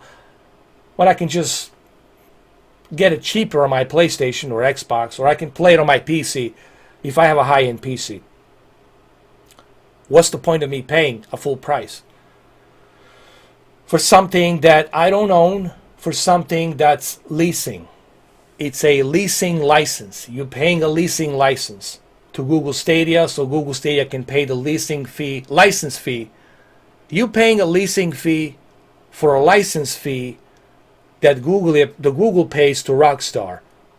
Google is paying Rockstar a license fee, and you are paying a leasing fee. Meaning, once Rockstar decides to say, hey, we want to pull Red Dead Redemption out, we're breaking a contract, we're pulling it out, there's nothing Google can do about it. Google can sue them if they want to, but there's nothing they can do with that. It's not going to stick. And guess what? You paid $63 for that Red Dead Redemption 2. All of your saves, all your progress, everything, it's gone. Gone. Gone. You see what I'm saying? You see, I hope people are catching my drift. Google needs to really be cut and clear on their direction. What is your direction? What do you want to do with the Google Stadia? Right now, Google Stadia is bipolar. It doesn't know what it wants to do. It's a bipolar. It's going back and forth, back and forth, back and forth. And like I said, we'll see what happens. We'll see what happens, and I'll let you know 5 months from now. I'm just trying to be honest, guys. And I paid for Google Stadia with my own hard-earned cash. Not only did I pay for it, but I also paid for the subscription, and I also paid for Red Dead Redemption 2. So I have a right to complain. I have a right to criticize because I paid for it. I have a right to give a feedback because I did, purchase it. Now, as far as technology goes, as far as the cloud gaming goes, yes, Google Stadia has proven to us that 4K and HDR works. And it's a pretty darn good bitrate. It's pretty impressive that you can play a game like Red Dead Redemption 2 with a high settings from a PC on a cloud data center in California, that you can play it without having to own a high-end PC in 4K and HDR with 60 FPS. It's pretty darn good. It's pretty darn good that you can play Destiny 2 high settings 4K and HDR 60 FPS. It's pretty darn good with a 5.1 surround sound. It's pretty darn good. Technology works. The French company in Montreal, Quebec, they proved to us that shadow PC gaming works as well, where you can lease a high-end PC for $30 a month and you can play all your games that you own from their PC, from their server, from their service. That's pretty awesome too. So the cloud gaming technology, it works, and it's going to happen. It's not going to happen soon. It's not going to happen 5 years from now. It's going to happen by 2031 because we have to wait for PlayStation 5 console cycle to be finished. And we got to wait for the Xbox console cycle to be finished by 2031. By 2031, you'll have Amazon, you'll have Steam, cloud service, and you'll have Google, hopefully, will stay. And then Sony and Microsoft will be forced to say, hey, we don't want to spend any more money on building this expensive hardware and all these components to build a PlayStation 6, to build another Xbox. No. We don't want to do that anymore. It's costing us money.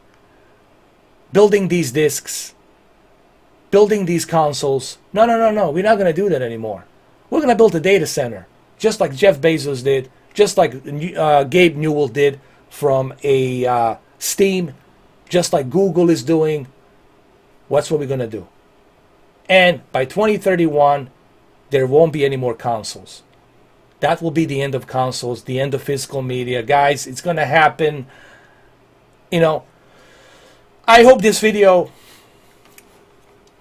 it's here by 2031. So whoever's watching this 11 years from now can say, okay, this guy told you so. So I have no problem. The point being here is this. I have no issue with technical aspect of Google Stadia. Technical aspect of Google Stadia, it works. I have video footage of it. I did live stream of it. I proved that point, that it works. I have credibility to prove that it works. My only issue is the games, the value. What is the value I'm getting here? Where's the discounts? It's a holiday season. What's going on? It's December. When are you going to have the discounts? You know, why aren't you getting a discount automatically by being a pro member? Why isn't Gilt, G-I-L-T, an exclusive Stadia game designed for Stadia, in mind with Stadia data center PCs, GPUs and CPUs? Why isn't that game included with Pro subscription? These are the very important questions that Phil Harrison will not answer. Google's not going to answer. Why? That's my question. And I have to criticize them for that, because they need to be criticized for that. What value are you giving me at the moment? At the moment. Prove me wrong, otherwise I'm all ears, I'm all eyes. Prove me wrong otherwise. Okay?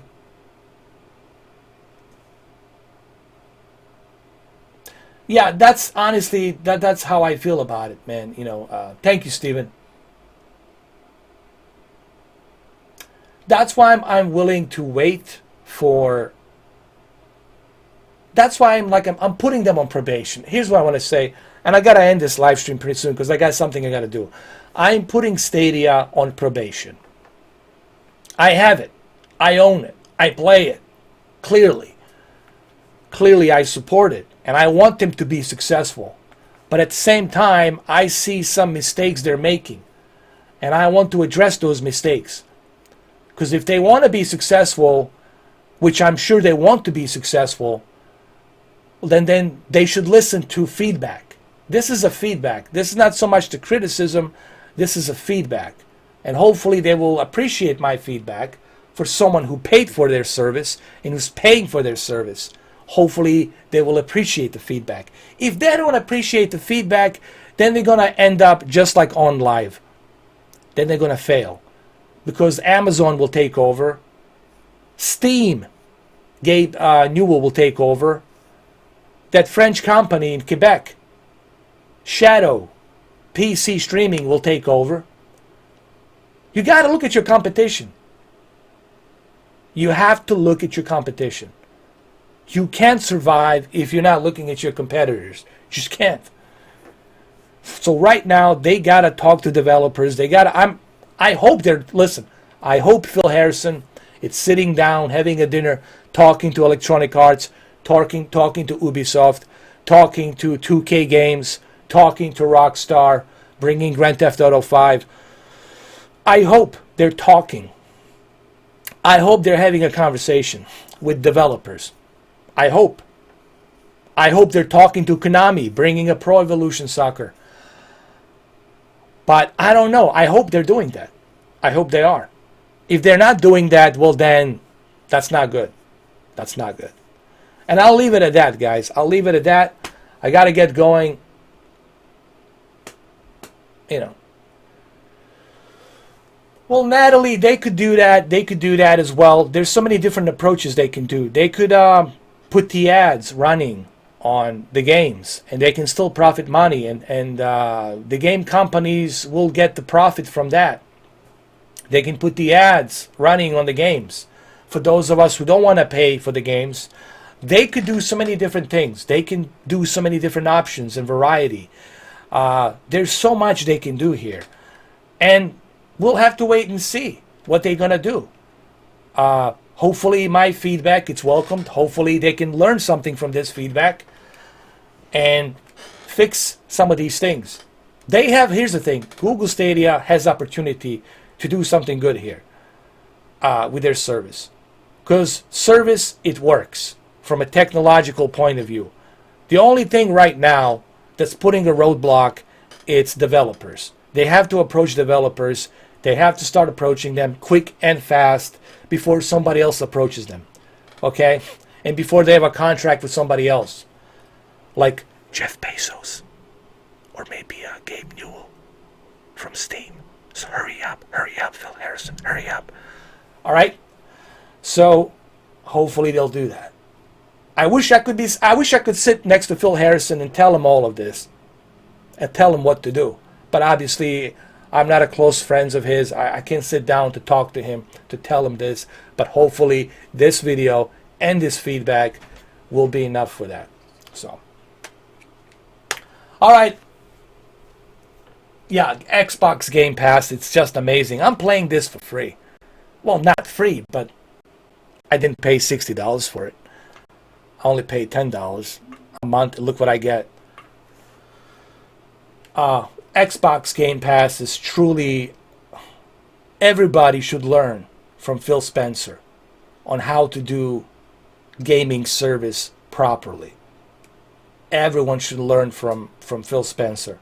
Phil Spencer should be like role model for all these companies. A role model for all of them to understand and learn how do you manage a gaming service. They should all learn from Phil Spencer.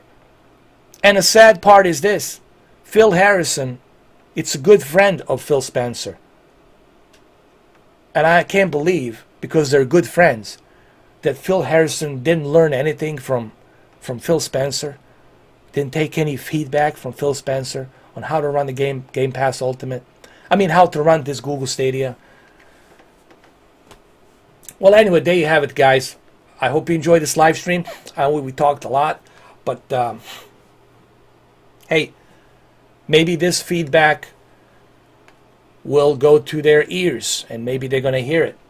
Maybe they're going to, from my mouth to their ears, maybe they're going to listen. Maybe they're going to start pushing things around, and I'm going to wait and see what happens, you know, and we'll see what happens. It's on probation right now, so let's see what happens and what they're going to do. You have to remember, you got to have a value. You got to give gamers some sort of a value. Like, what value am I getting? You know, when you look at Disney Plus for $12 a month, not only do you get all of these movies and TV shows and documentaries and Disney's iconic, you know, cartoons, but you also get ESPN Plus on top of that. Access of thousands of sports events. And on top of that, you get Hulu Plus, on top of their libraries and exclusive movies and whatnot. And you get National Geographic as well for $12.99. Look at the value there. Look at the value. That's a value. Okay? That's how you get the value. You got to look at value to what you're paying. I'm paying this. What am I getting in return? Okay? So right now, there needs to be some kind of a value for the gamers for Google Stadia. All right? Well, there you have it, guys. Thank you for watching. Appreciate everybody being here. Yes, games are expensive, Earthworm Jim. No question about this. 63 here, 63 there. That's 127, I'm sorry. Close to $130 for 2 games. It's ridiculous. They are pretty expensive. Games are expensive. There's no question about that. And Phil Spencer ran his campaign. Love Phil Spencer. God bless him. He ran his campaign, Phil Spencer, knowing that games are expensive. And he always says the games are expensive. $63 here, $63 there. They're pretty expensive. So he figured out the best way to do that is to give them Xbox Live subscription with games, so they can have games and the Xbox Live subscription. So when they buy a console, they got everything there. All they need is just the internet. And Phil Spencer is smart. He knows everybody. Listen, I'm going to end the video by saying this.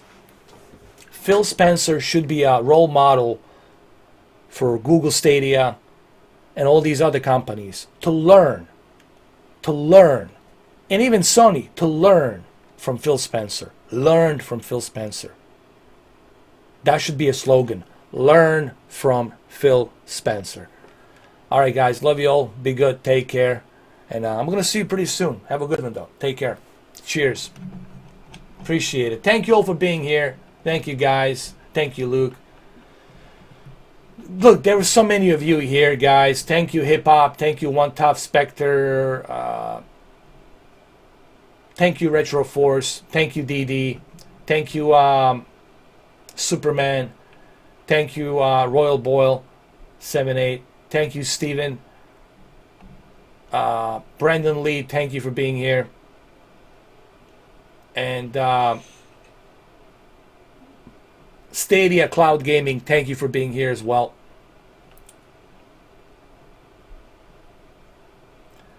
And Dark Carnage, man, thank you also for being here. All right, guys. I mean, there's so many of you. There's so many. Thank you. I appreciate every single one of you. I just want you to know that. Deleted channel, thank you for being here.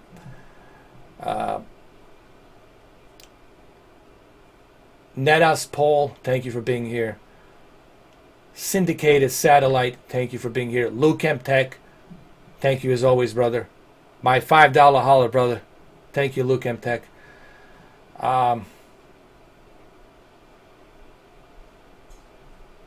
And Arsenal Above. There's another guy, I forgot his name. It's right here. Ashes to Ashes, thank you for being here.